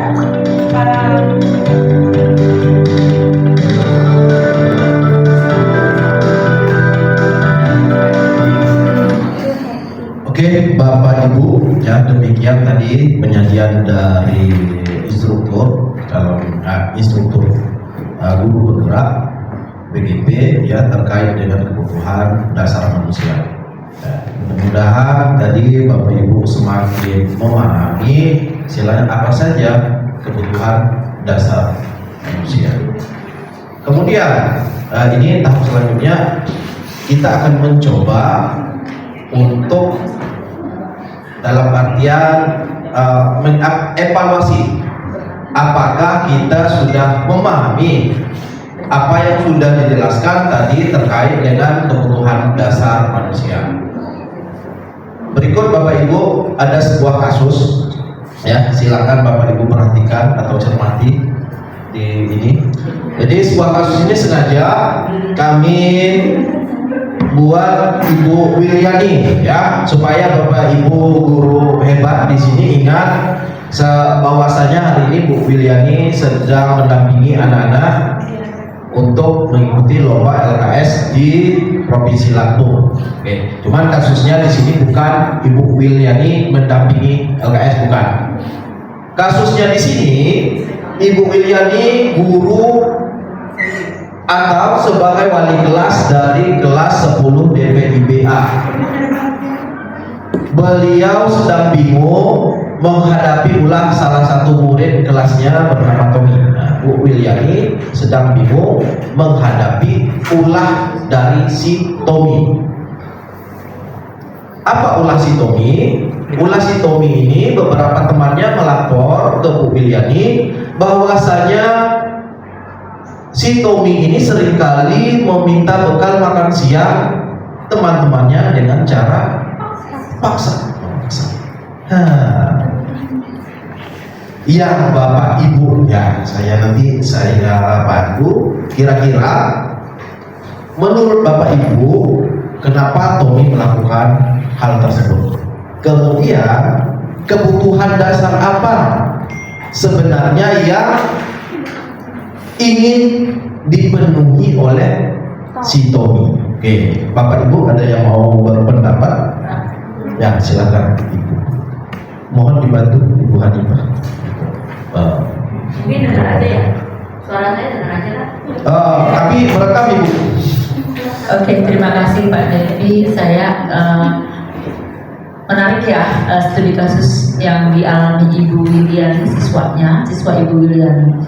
Kalau menurut saya kita harus mengoreksi dulu dari anak itu sendiri, apakah dia itu dari orang yang mampu atau yang kurang mampu, satu. Yang kedua, kita lihat kalau nggak mampu, apakah dia itu diberi uang saku setiap harinya sama orang tuanya, karena udah nggak mampu, mungkin dia nggak diberi uang sakunya oleh orang tua sehingga dia tidak sempat atau tidak bisa membawa bekal seperti teman-teman yang mereka lihat. Nah, untuk saran saya, kalau daripada dia itu meminta bekal teman-temannya, kalau saya pribadi sebagai ibu Willy, mungkin kalau kita ada rezeki, kita berikan ke dia untuk beli sendiri aja, jangan mengganggu teman-temannya. Mungkin dia membawa pas-pasan buat dia sendiri, kan nggak semua anak membawa berlebih daripada dia. Jadi itu aja solusinya. Mungkin dari wali kelas itu sendiri, wali kelas harus tanggap ya dengan ini, kita berikan sedikit lah, ya nggak setiap hari gitu. Mungkin perlu dibicarakan dengan program jurusannya, bagaimana solusi terbaiknya. Kalau semuanya ditanggung oleh wali kelas, otomatis kan ya kalau kita ada, kalau tidak kan begitu Pak. Nah, mungkin perlu dibicarakan dengan jurusan itu sendiri. Terima kasih Pak Jawa. Ya, terima kasih Bu Nurul, luar biasa ya. Jadi kalau Ibu Nurul sebagai wali kelas tentunya ya seperti yang kita ketahui ya, Ibu Nurul memang sosok mama kita sini yang memang mengayomi kita yang luar biasa. Tentunya beliau tadi menyimpulkan kita akan sebagai wali kelas tentunya harus mencari solusi dengan cara membantu, ya bisa jadi karena perekonomian tadi dari si Tommy kita harus membantu. Kira-kira Bu Nurul, mungkin saya mau bertanya lagi ke Bu Nurul, kalau dari cerita Bu Nurul tadi, menurut Bu Nurul kebutuhan yang mana yang tidak didapat atau oleh si Tommy? Rasa kasih sayang kita kepada siswa dan rasa diterimanya, mungkin dia akan merasa ibu ini kok memberi saya ya, jadi dia menerima. Oh, dia ingin mendapatkan kasih sayang dari kita. Yang kedua itu boleh lebih nggak Mas? Boleh, banyak. Nah, itu bisa kesenangan ya. Jadi bukan penguasaan, bukan kebebasan ya Mas ya. Jadi dia kasih sayang dan rasa diterima juga kesenangan dan bisa bertahan hidup. Dia bisa maksudnya itu bertahan hidupnya itu di sini bisa juga seperti orang tidak merasa kelaparan. Gitu. Oke, luar biasa. Tepuk tangan untuk Bu Nurul. Jadi luar biasa ya. Ada lagi yang mau menyampaikan? Ada lagi? Ada. Ya, Ibu Zakia. Namun sebelum Bu Zakia menyampaikan, saya mulai sedikit. Jadi Ibu Nurul tadi sudah menyampaikan hampir semua si Tommy hampir memerlukan semua kebutuhan dasar, bertahan hidup tadi, kemudian kasih sayang, kebebasan dan kesenangan. Bagaimana tadi kalau menurut Bu Zakia? Silakan. Oke, terima kasih atas kesempatannya. Mungkin apa yang sudah disampaikan Ibu Nurul itu sudah sangat lengkap sekali ya. Dan saya juga sepakat bahwa ternyata memang si anak itu ada beberapa hal kebutuhan dasarnya yang memang perlu kita perhatikan sebenarnya, walaupun tidak secara intens ya, karena memang kebutuhan itu udah pasti harus dipenuhi sama orang tuanya dulu. Itu salah satunya. Kalau kita kan sebagai guru udah pasti ya tidak semuanya pasti kita bisa berikan, tapi kita cuma memberikan yang bisa kita berikan.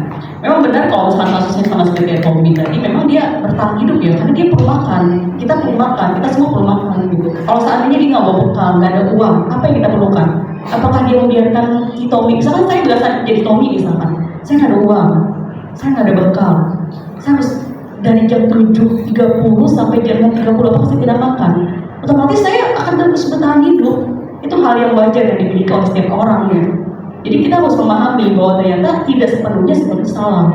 Kita harus tahu dulu bahwa kasusnya si Tommy itu kenapa, alasan kenapa, apakah dia tidak dikasih uang sama orang tuanya, apakah memang dia tidak bawa bekal kah atau gimana. Kita harus kulik dulu sebenarnya seperti itu. Kemudian yang kedua adalah kasih sayang. Ya, kasih sayang itu tadi kan kembali ke orang tua ya, salah satunya kasih sayang penuh itu selalu kembali ke orang tua. Orang tua yang mungkin saya selalu biasa bahwa kalau orang tua sudah sayang sama anaknya, insya Allah pasti akan memberikan kebutuhan walaupun cuma ya sebisanya gitu. Ya minimal ada, kalau tidak dikasih uang pasti dikasih makan, bekal gitu.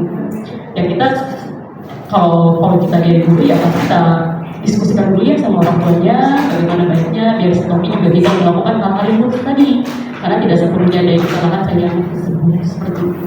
Terima kasih. Mungkin kalau ada dua, kalau menurut Bu Zakia dua ya dari poinnya ini, apakah poin yang selanjutnya juga merupakan kebutuhan dasar dari si Tommy kalau menurut Bu Zakia? Mungkin ada, tapi mungkin tidak menonjol kayak penguasaan dirinya untuk tidak mengambil punya temannya, kebebasan untuk dia melakukan hal tanpa batas, ya kan? Kemudian kesenangan, kadang-kadang dia ngambil makanan orang lain jadi senang. Tapi itu tidak menonjol, tapi yang paling menonjol itu adalah yang dua tadi.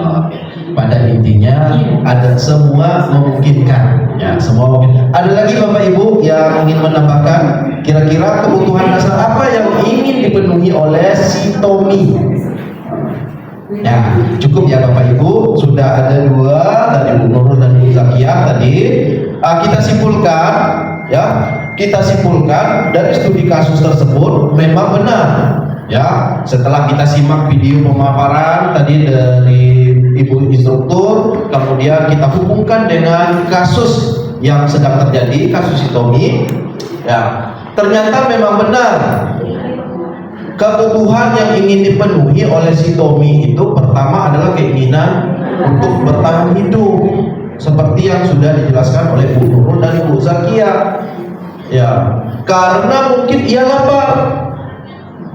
lapar, ya, sedangkan orang tuanya tadi seperti penjelasan analisa dari Bu Zakia tidak memberikan dia bekal, ya mau tidak mau, dengan terpaksa dia mengganggu temannya meminta bekal dari si temannya. Itu poin yang pertama.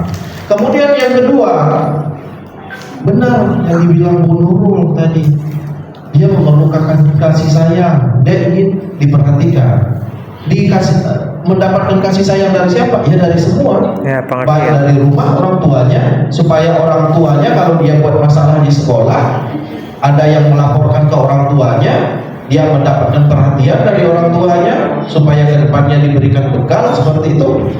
Ataupun juga dari teman-temannya, ya sengaja membuat kesalahan, ya mengganggu temannya, ambil bekal temannya supaya mendapatkan kasih sayang dan tentunya rasa diterima. Kemudian selanjutnya, ya ternyata di balik itu ada kemungkinan kebutuhan yang ingin, ya, dipenuhi oleh Sitomi itu adalah penguasaan atau dia kekuasaan. Dari mana kita bisa melihat poin tersebut? Ini, jadi dia ambil teman bekalnya sehingga temannya menjadi takut, ya, atau dengan terpaksa temannya harus mengikuti keinginan dia. Jadi itu menunjukkan bahwa dia ingin menunjukkan kekuasaannya, ya. Tapi seperti yang disampaikan Bu Zakia, tidak terlalu menonjol poin tersebut, tapi ada, ya. Kemudian poin selanjutnya bisa jadi, ya, dia perlu kebebasan karena dia merasa bosan, ya, dengan cara bentuk ekspresi dari dia ingin bebas tadi, dia pengen mencoba makanan teman-temannya, mau mencicipi, ya, karena dia mungkin bosan dari itu adalah kebutuhan, ya, kebutuhan dasar manusia, pengen kebebasan.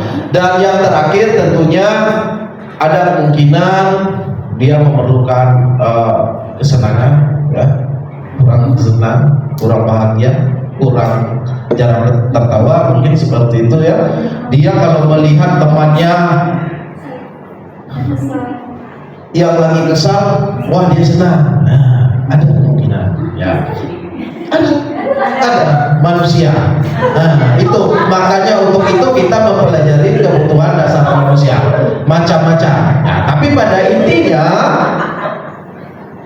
dari teori yang sudah banyak, 5 inilah yang menjadikan kebutuhan dasar manusia, ya, dimana ketika kelima kebutuhan dasar telah terpenuhi secara memadai, ya, kemudian maka murid akan tumbuh dengan seimbang dan bahagia. Jika ada satu saja kebutuhan mereka yang tidak terpenuhi, maka dia akan menjadi pribadi yang negatif, ya, dia akan menimbulkan emosi-emosi negatif, seperti mungkin mereka terlihat wajahnya suram, atau mereka merasa bosan, sedih, dan kecewa. Oke, itu Bapak Ibu poin pertama yang saya sampaikan terkait dengan kebutuhan dasar manusia. Kemudian poin selanjutnya terkait posisi kontrol dan restitusi. Ya, sekarang Bapak Ibu silakan untuk melihat kembali ke layar untuk dipahami.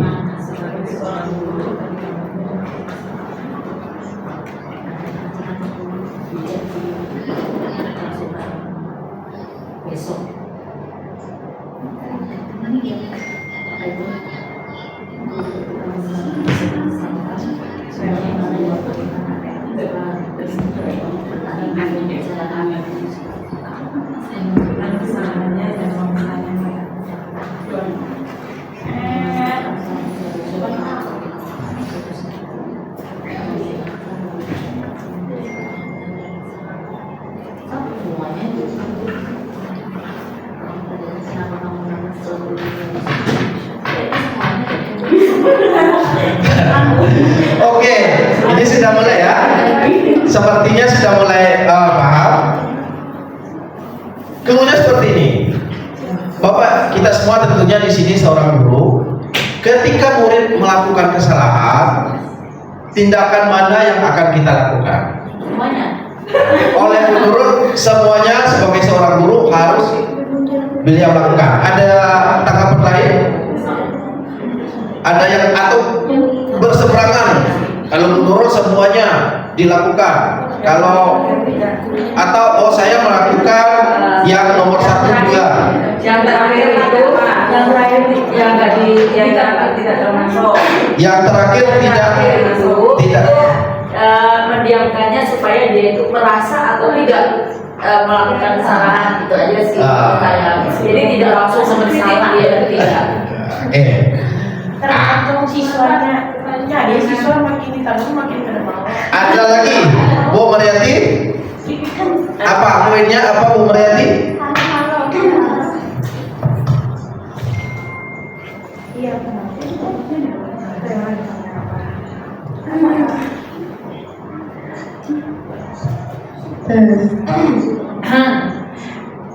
kayaknya tergantung siswa yang melakukan kesalahan. Memang tipe siswa kan beda-beda. Jadi ada yang makin ditegur atau ditanyai malah tambah jadi. Tapi ada yang didiamkan aja kelasnya, ini sadar kalau oh iya aku salah ya. Kayaknya kelas saya banget itu.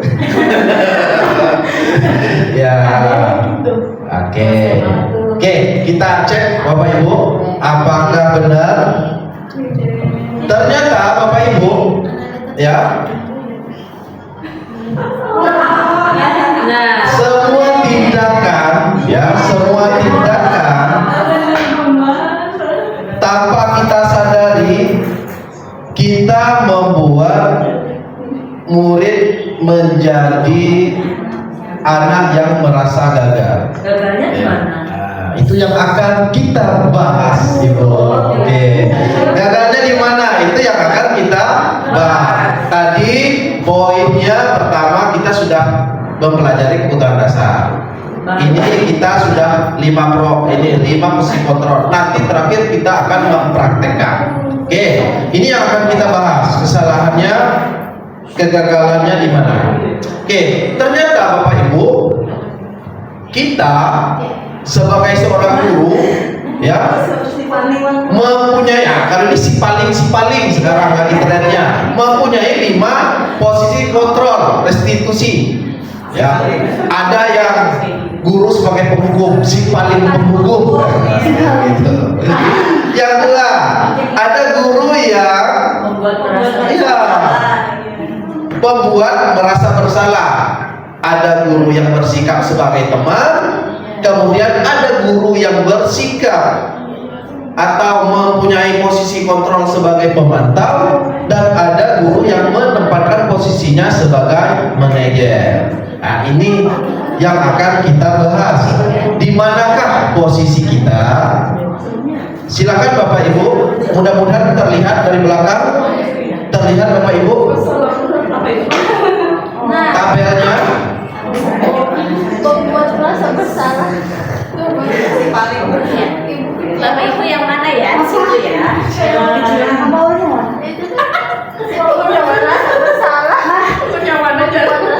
Oke. Jadi Bapak Ibu, ini masih belum kelihatan yang di belakang? Iya, masih kekecilan. Oke. Kita bahas satu-satu. Kapan seorang guru menempati posisi kontrol sebagai penghukum? Nah, ini silakan kita bisa mengintrospeksi diri kita masing-masing. Di saat guru melakukan perbuatan, contohnya menunjuk-nunjuk, menghati, itu menunjukkan sisi guru dia berperan sebagai penghukum. Kemudian apa yang dia katakan? Kalau kamu tidak melakukannya, kalau kamu tidak membuat tugas, awas ya, rasakan.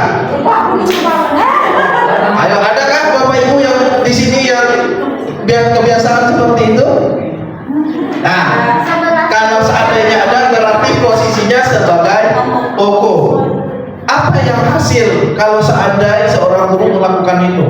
Maka siswa akan memberontak, bisa dia menyalahkan orang lain, dia berbohong seperti itu. Dia tidak akan mengungkapkan dan mencari-cari alasan.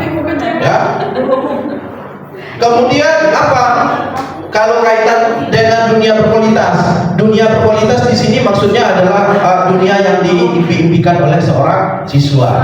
Ya, dunia dia berangan-angan, saya maunya sebagai menjadi siswa yang berprestasi seperti itu, didampingi oleh guru ini, saya pengen belajar, pengen pintar bersama guru. Itu kira-kira seperti itu dunia berkualitas, hal-hal indah yang dibayangkan oleh siswa. Tapi apabila guru tersebut memposisikan diri sebagai pengukur, siswa akan mengabaikan guru tersebut dalam imajinasi baiknya. Ya, dia akan dieliminasi guru tersebut. Maka murid akan meletakkan guru tersebut di luar dunia berkualitasnya, dunia yang diinginkan tadi. Oke, apa yang akan dikatakan murid menghadapi guru yang penempatannya pada penghukum? Murid akan berkata, biarkan saja, nanti juga marah-marah lagi, misalnya seperti itu. Oke, dampaknya apa? Tentunya murid akan mengulangi kesalahan yang sama. Nah, ini kalau stratanya penghukum ini paling bawah lah. Kemudian apa yang selanjutnya? Ada lagi guru yang membuat rasa bersalah, berceramah, mengatakan seharusnya kamu seperti ini, nah, ibu kecewa. Ya, kemudian kamu tahu nggak, ibu misalnya, kamu tahu nggak, ibu ini sudah capek-capek.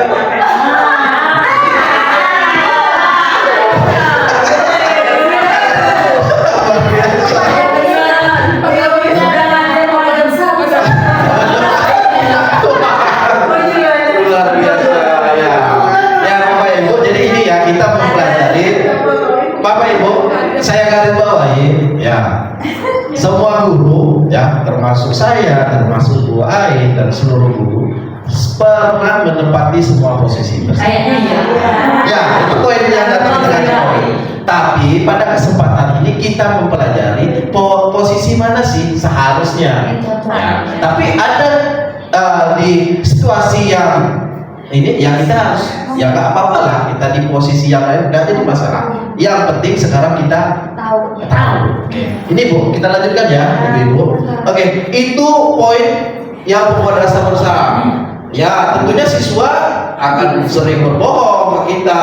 Ya, kemudian palingan siswa akan mengatakan, ya Bu, maafkan saya merasa rendahkan diri. Apa akibat dari perlakuan tersebut terhadap motivasi siswa? Itu termasuk identitas gagal. Ya, dia melakukan sesuatu seperti yang sudah dijelaskan oleh Bu Nur Ain tadi pada teorinya. Apa yang dia lakukan bukan karena motivasi dari dalam diri, cuma dari luar. Ya, karena dia takut dihukum. Nah, itu makanya kita sebagai guru menghindari posisi penghukum dan pemberi rasa bersalah.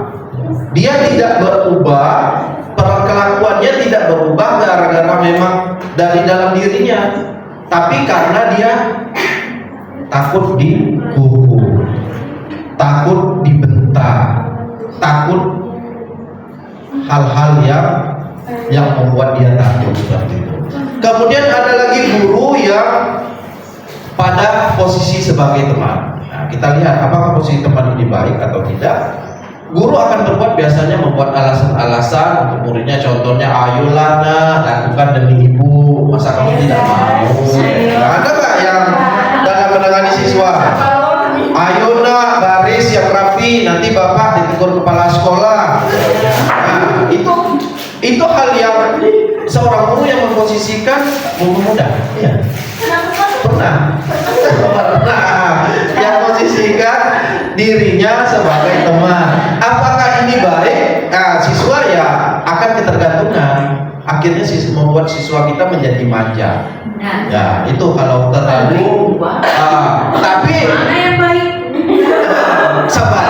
sabar. Ada lima posisi. Ya, di sana. Tapi tentunya kalau apabila seorang guru meletakkan posisinya di sini, maka murid akan meletakkan pada dunia yang berkualitas. Dia masuk ke dalam, kalau dia lagi menghayal di rumah sebelum tidur tentang dirinya, masa depannya, mungkin akan terselip nama ibu guru tersebut. Nah, seperti itu. Tapi kalau dia kecewa dengan nilainya, mungkin dia juga akan merasa, wah, padahal saya dekat sama ibu kok nilai saya seperti ini, ya terlalu banyak. Dia akan lemah, tidak mandiri, harus selalu tergantung ke guru. Kemudian ada lagi guru yang sebagai pemantau.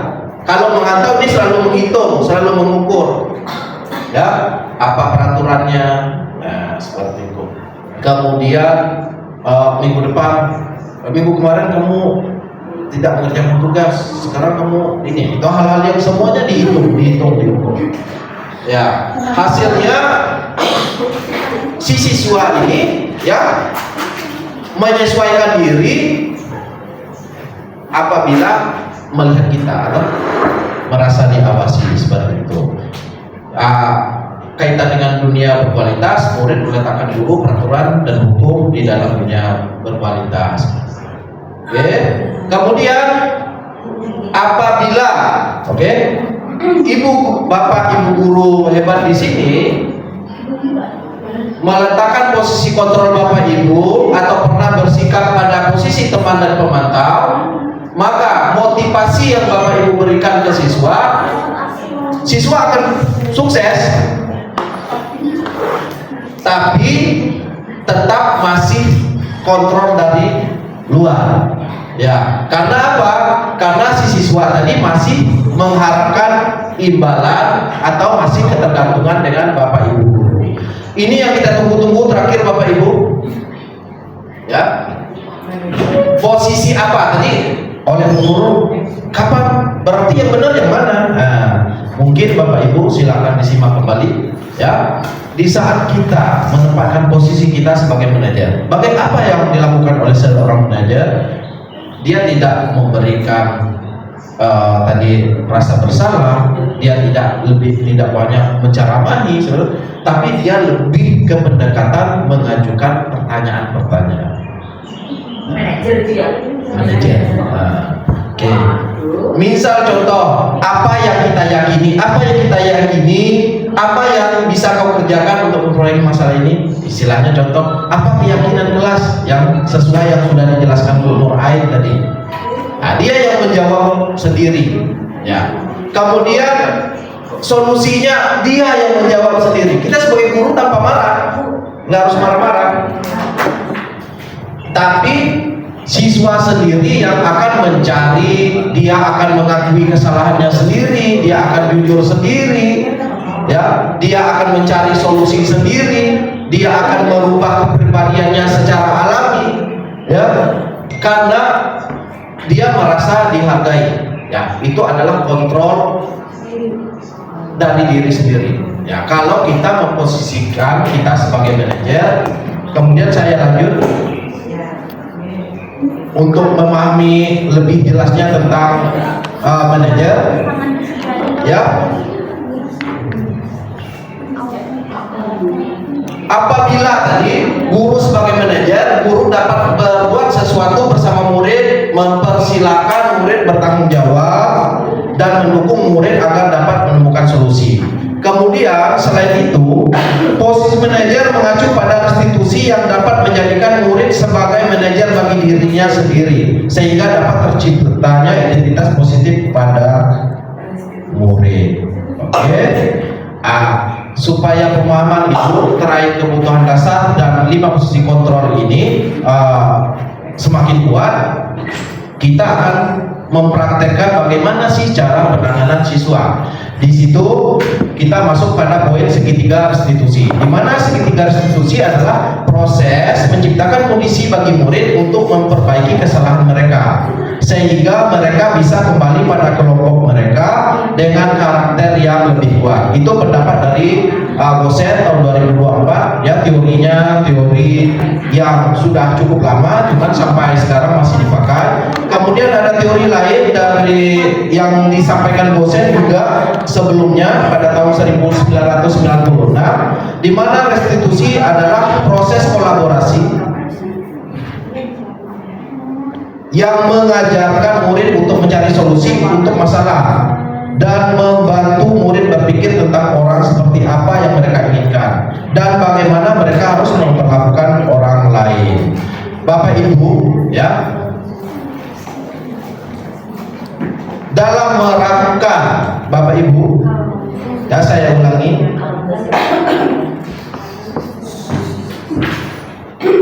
dalam kita ya menghadapi ke permasalahan siswa, dalam menyelesaikan kasus-kasus yang dihadapi siswa, kita menggunakan konsep segitiga restitusi, di mana tahapan dalam segitiga restitusi tersebut, yang pertama kita menstabilkan identitas siswa, kemudian yang kedua validasi tindakan yang salah, kemudian yang ketiga menanyakan keyakinan. Menstabilkan identitas siswa adalah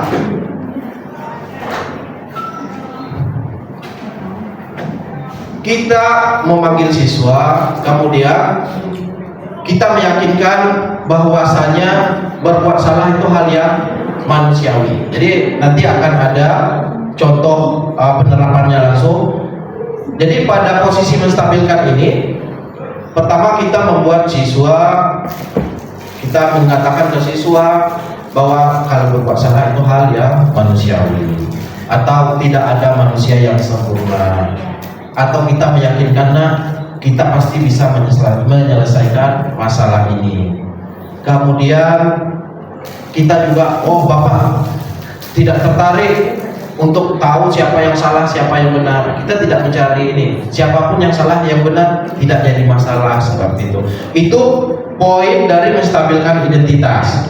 Kemudian setelah identitas siswa tersebut kita stabilkan, kita melakukan validasi tindakan yang salah ya, berdasarkan prinsip bahwa setiap perilaku berupaya memenuhi suatu kebutuhan tertentu, kebutuhan dasar manusia tadi ya.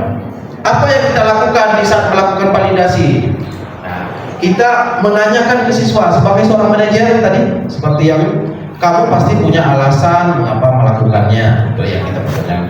Apa yang penting bagi kamu? Contohnya, kamu boleh tetap berusaha menjaga sikap itu, tapi tambahkan sikap yang lain, atau maukah kamu belajar cara lain untuk mendapat apa yang kamu butuhkan? Jadi lebih ke pertanyaan-pertanyaan ya. Dia yang menjawab, bukan kita yang menjudge, bukan guru, semuanya siswa ya. Kemudian tahap dari restitusi ketiga yaitu menanyakan keyakinan. Pada tahap menanyakan keyakinan, contoh pertanyaannya, apa nilai yang kita percaya di sekolah kita misalnya, nilai-nilai apa yang sudah kita sepakati dan lain-lain. Bapak Ibu, untuk Bapak Ibu supaya lebih memahami ya bagaimana penerapan, mana tahu setelah ini Bapak Ibu bisa mempraktekkan di kelas Bapak Ibu supaya tadi kita bisa menghindar atau terhindar dari posisi kontrol yang 1, 2, pembebasan bersalah ya, 3, oke lah, kalau 3, 4, 5 oke lah sebagai teman tadi kan, tapi ada baiknya kita bisa pada posisi sebagai manajer. Silakan Bapak Ibu untuk menonton video yang saya tampilkan ya.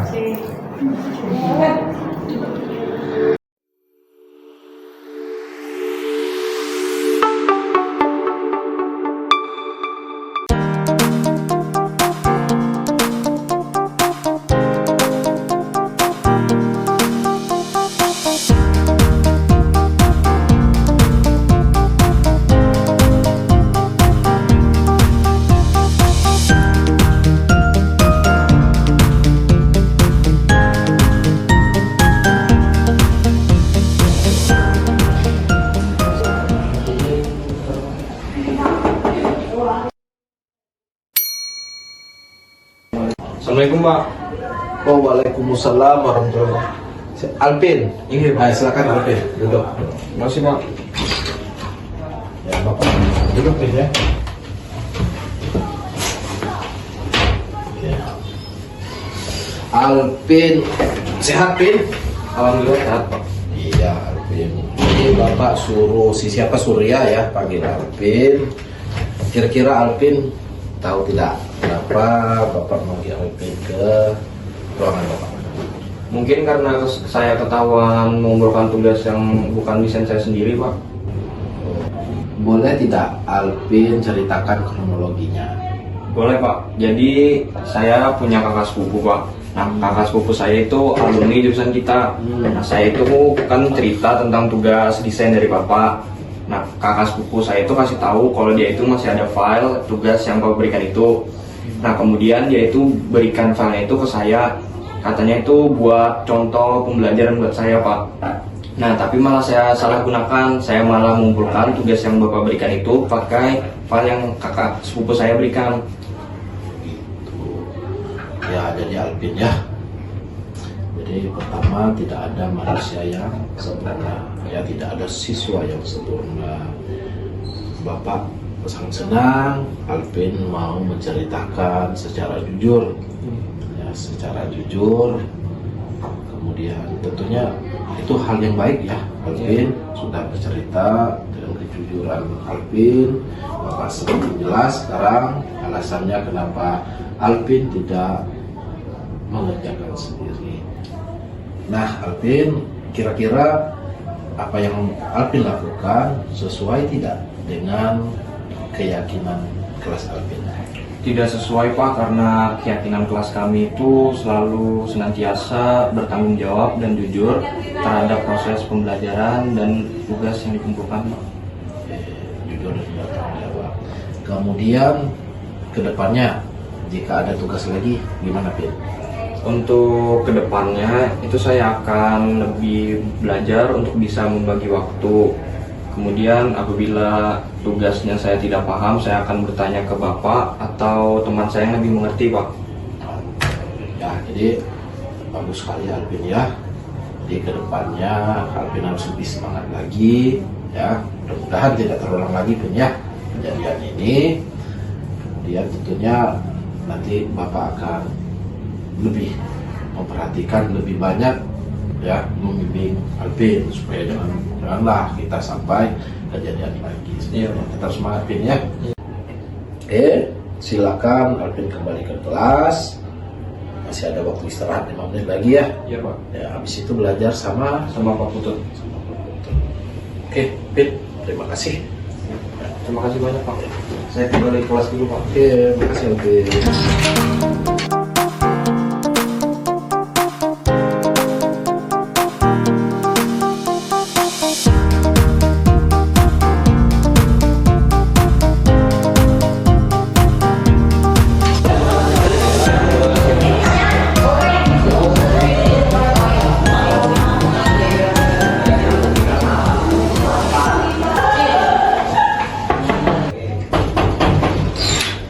Assalamualaikum Pak.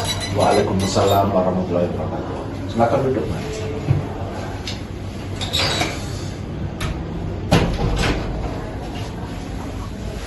Selamat pagi Pak. Di Panda ya. Ya. Kira-kira di Panda tahu kenapa Bapak panggil di Panda ke sini ke ruangan Bapak? Kayaknya karena tugas yang belum saya kerjakan Pak. Tugas yang belum dikerjakan ya. Oh, tugas kemarin ya. Jadi kemarin Ripanda masuk tidak ke Galipoli? Masuk Pak. Masuk. Jadi pantasan Bapak lihat kan di absen tuh, di absen lengkap semuanya masuk. Tapi kok ada satu orang yang tidak mengerjakan tugas. Oh, jadi makanya Bapak cek di absen kayaknya Ripanda. Nah, Ripanda kira-kira apa alasan Ripanda kemarin tidak mengerjakan tugas? Alasannya itu Pak, karena waktu malam tadi itu begadang. Jadi pas di sekolahan badan kayak terasa capek, terus saya ketiduran Pak.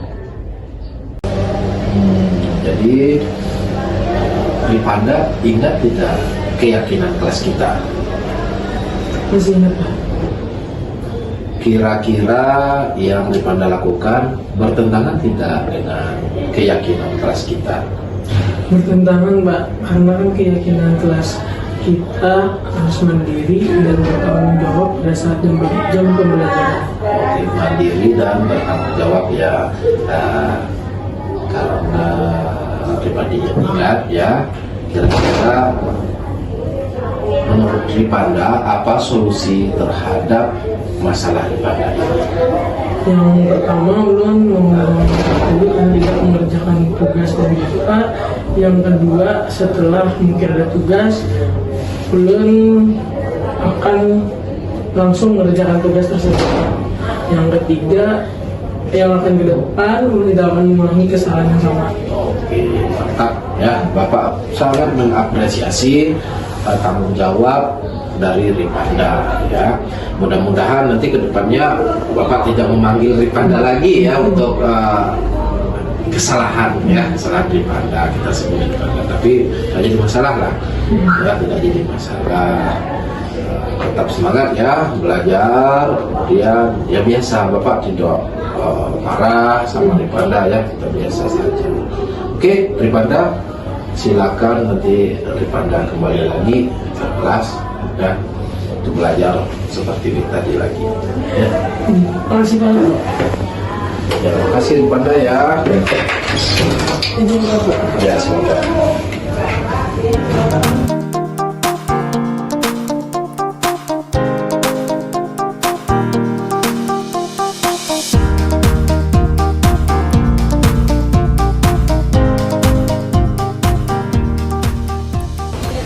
Sangat senang karena dapat dipercaya oleh Bapak untuk membuat video tanggapan tentang kasus ini. Pastinya sangat sedih karena kasus ini memang yang terjadi di kalangan pelajar pada saat ini. Kemudian penanganan terhadap kasus dengan segitiga restitusi ini sangat bagus, jadi tidak memojokkan siswa dan juga siswa merasa diperhatikan. Harapan dari kami pastinya semoga setiap sekolah dapat menerapkan metode restitusi ini karena membuat siswa merasa nyaman, aman, tidak berpojokan, dan tidak merasa dihakimi oleh gurunya.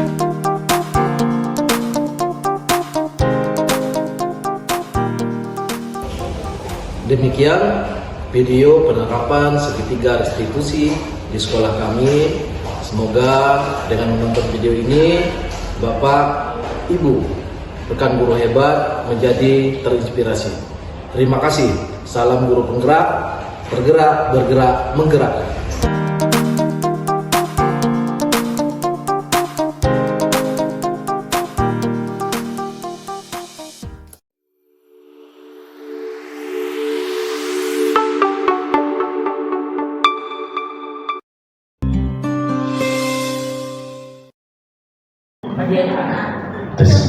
Jadi Bapak Ibu tadi sedikit video ya. Video tersebut menggambarkan bagaimana proses dari penerapan segitiga restitusi. Dalam penerapannya tadi bagaimana seorang guru terlihat pertama memanggil siswa, kemudian mencoba menstabilkan emosi siswa. Posisi di sana bagaimana kita membuat siswa supaya mereka tidak merasa takut, sehingga mereka bisa berbicara memang istilah dalam keadaan tenang, apa yang dikatakannya adalah sebuah kejujuran, mereka tidak merasa terlalu tertekan. Itu adalah pada poin menstabilkan identitas ya, dimana guru bisa mengatakan manusia tidak ada yang sempurna loh, ya, Bapak pun sendiri pernah melakukan kesalahan ya. Hal-hal seperti itu sehingga dia merasa nyaman untuk bercerita kepada kita. Setelah kita mendapatkan posisi si anak tadi sudah tenang ya, baru kita menanyakan apa sih yang dia lakukan, kenapa dia melakukan kesalahan tersebut ya. Itu pun juga dalam bahasa bukan memojokkan. Kita sebagai guru hanya bertanya saja, nah boleh tidak kamu ceritakan kronologinya, kenapa kamu melakukan itu, nah, seperti itu. Oh biar dia yang menceritakan sendiri, benar. Itu pada validasi tindakan ya. Kemudian terakhir, kenapa kita memerlukan sebelum awal semester seperti yang sudah dijelaskan oleh Bu Nurain, perlunya membuat keyakinan kelas. Keyakinan ini adalah kesepakatan yang kita buat, ya. Bukan hanya kesepakatan saja, tapi hal yang sudah kita tanamkan. Kalau yakin itu adalah hal yang sudah ditanamkan oleh siswa ke dirinya masing-masing. Apa saja itu? Tanggung jawab, jujur, bersih, peduli, hal-hal seperti itu.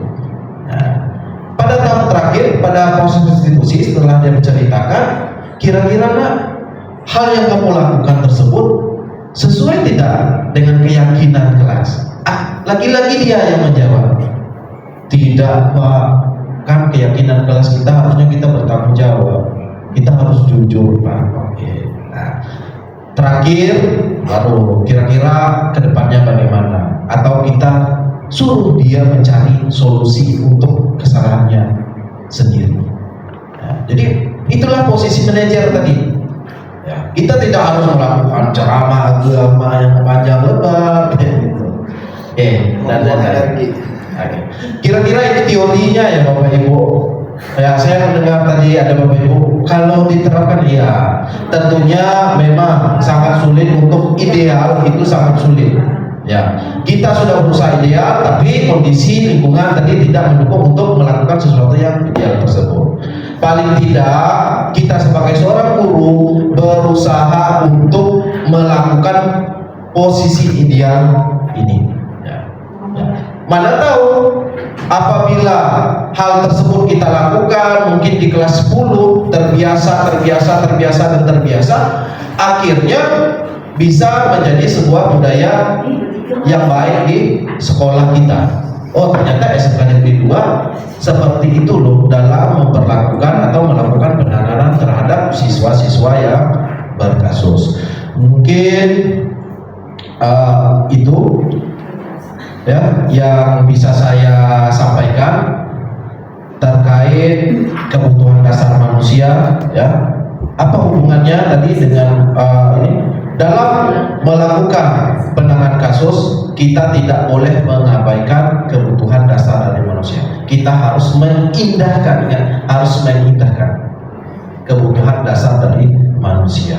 Kenapa kita harus mempelajari posisi kontrol restitusi? Supaya kita bisa mengevaluasi diri kita sendiri. Kita posisinya di mana? Ya. Posisi mana sih yang paling baik? Kemudian kenapa kita pelajari segitiga restitusi? Terakhir, idealnya seperti itulah penanganan kasus ya, yang mungkin untuk sampai sejauh ini sudah dipelajari oleh beberapa ahli, mungkin yang paling cocok untuk diterapkan. Demikian pemaparan dari saya. Terima kasih Bapak Ibu ya, sudah menyimak. Mungkin kalau ada pertanyaan nanti akan dipaparkan oleh Ibu Nurain. Silakan Ibu Nurain. Baik, demikian tadi akhir dari penyampaian kami ya Bapak Ibu terkait dengan budaya positif. Tadi menarik sekali yang sudah disampaikan Pak Dedi. Kita jadi, kalau kita merefleksi diri ya Bapak Ibu, kita jadi, oh ternyata selama ini aku adalah penghukum. Oh ternyata selama ini aku adalah pemantau. Atau ternyata selama ini aku pembuat merasa bersalah. Atau mungkin aku selama ini teman, karena saking temannya sampai terlalu CS-an, sampai kadang-kadang malah gimana ya Bapak Ibu ya. Nah ternyata bisa kita simpulkan bersama ya Bapak Ibu, posisi ideal kita itu adalah sebagai manajer. Kita mengelola, kita memanajemen siswa kita dengan baik. Karena kita ingin menjadikan mereka baik, maka kita pun harus melakukan cara-cara yang baik.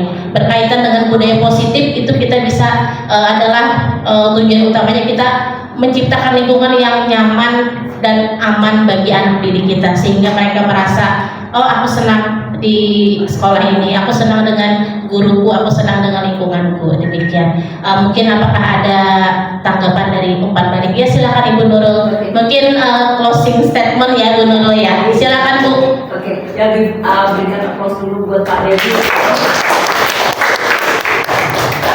Terima kasih Bu Ain, Pak Dedi, sangat menarik Ini kok nggak mau?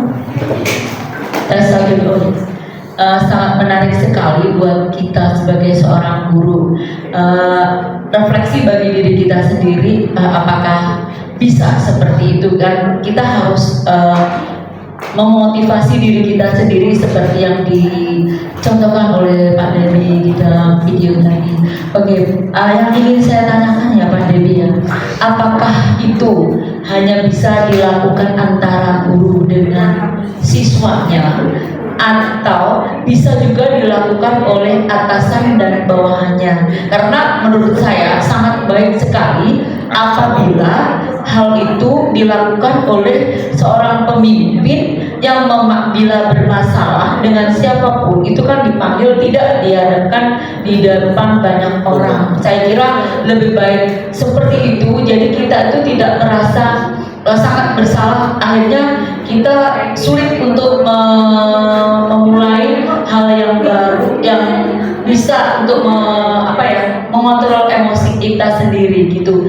Alangkah baiknya itu juga diberikan untuk atasan kita juga, maksud saya atasan kepala sekolah ya, maksud saya yaitu. Jadi bagaimana kalau ada kesalahan yang dilakukan oleh guru, lebih baik gurunya itu dipanggil di ruangan, diingatkan kayak gitu. Jadi kita tidak merasa sangat sedih banget ketika diumumkan di depan halayak ramai kayak gitu. Apa bisa ya Pak ya? Itu aja dari saya. Terima kasih. Assalamualaikum warahmatullahi wabarakatuh. Luar biasa, tepuk tangan yang mulia. Jadi dari kami juga Bapak Ibu, kami terima kasih ke semua Bu Nurul dan semua Bapak Ibu yang hadir hari ini ya, sesuai kesepakatan kita di awal tadi sedang diskusi ya, kami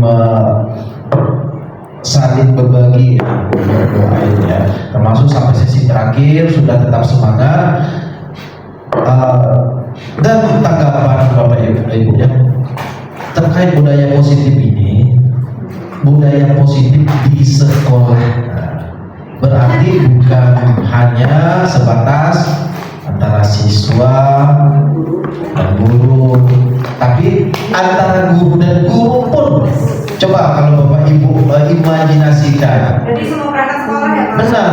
Di saat kita jangankan antara guru dengan atasan.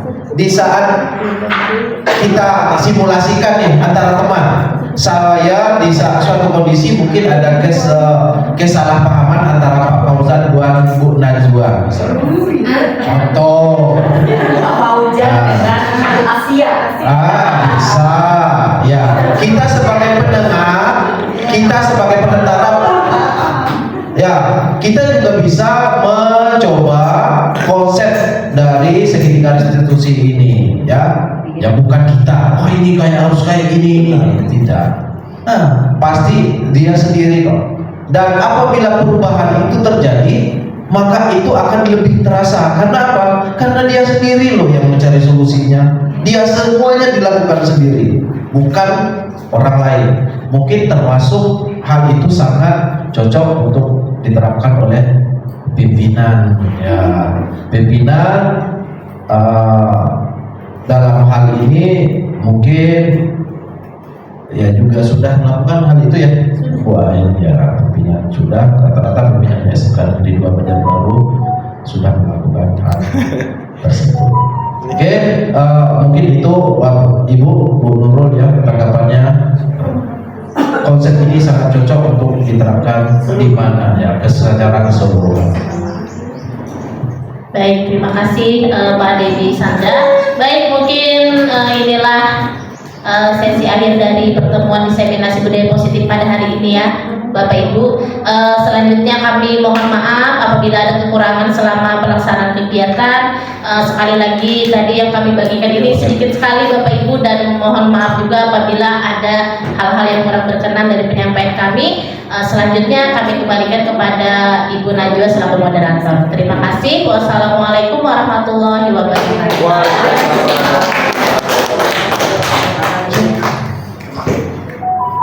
Masya Allah, Bapak Ibu semua, luar biasa sekali pemaparan dari narasumber kita pada hari ini. Sekali lagi Bapak Ibu, tepuk tangannya untuk narasumber hari ini.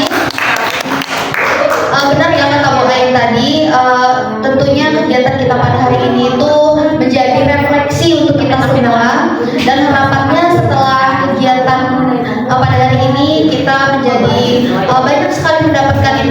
kasih, dan tentunya kita memperoleh kesadaran dalam diri kita masing-masing, dan harapannya kita dapat menerapkannya di dalam kehidupan kita sehari-hari ya Bapak Ibu ya. Baiklah, inilah penghujung acara kita pada hari ini, penghujung kegiatan kita pada hari ini. Alhamdulillah kita sama-sama mendapatkan wawasan, mendapatkan informasi yang luar biasa. Semoga kita bisa bertemu lagi di kegiatan-kegiatan berikutnya. Saya selaku pembawa acara pada hari ini mohon maaf, dan terima kasih kepada Bapak Ibu semua yang telah hadir pada kegiatan hari ini. Saya akhiri, wassalamualaikum warahmatullahi wabarakatuh.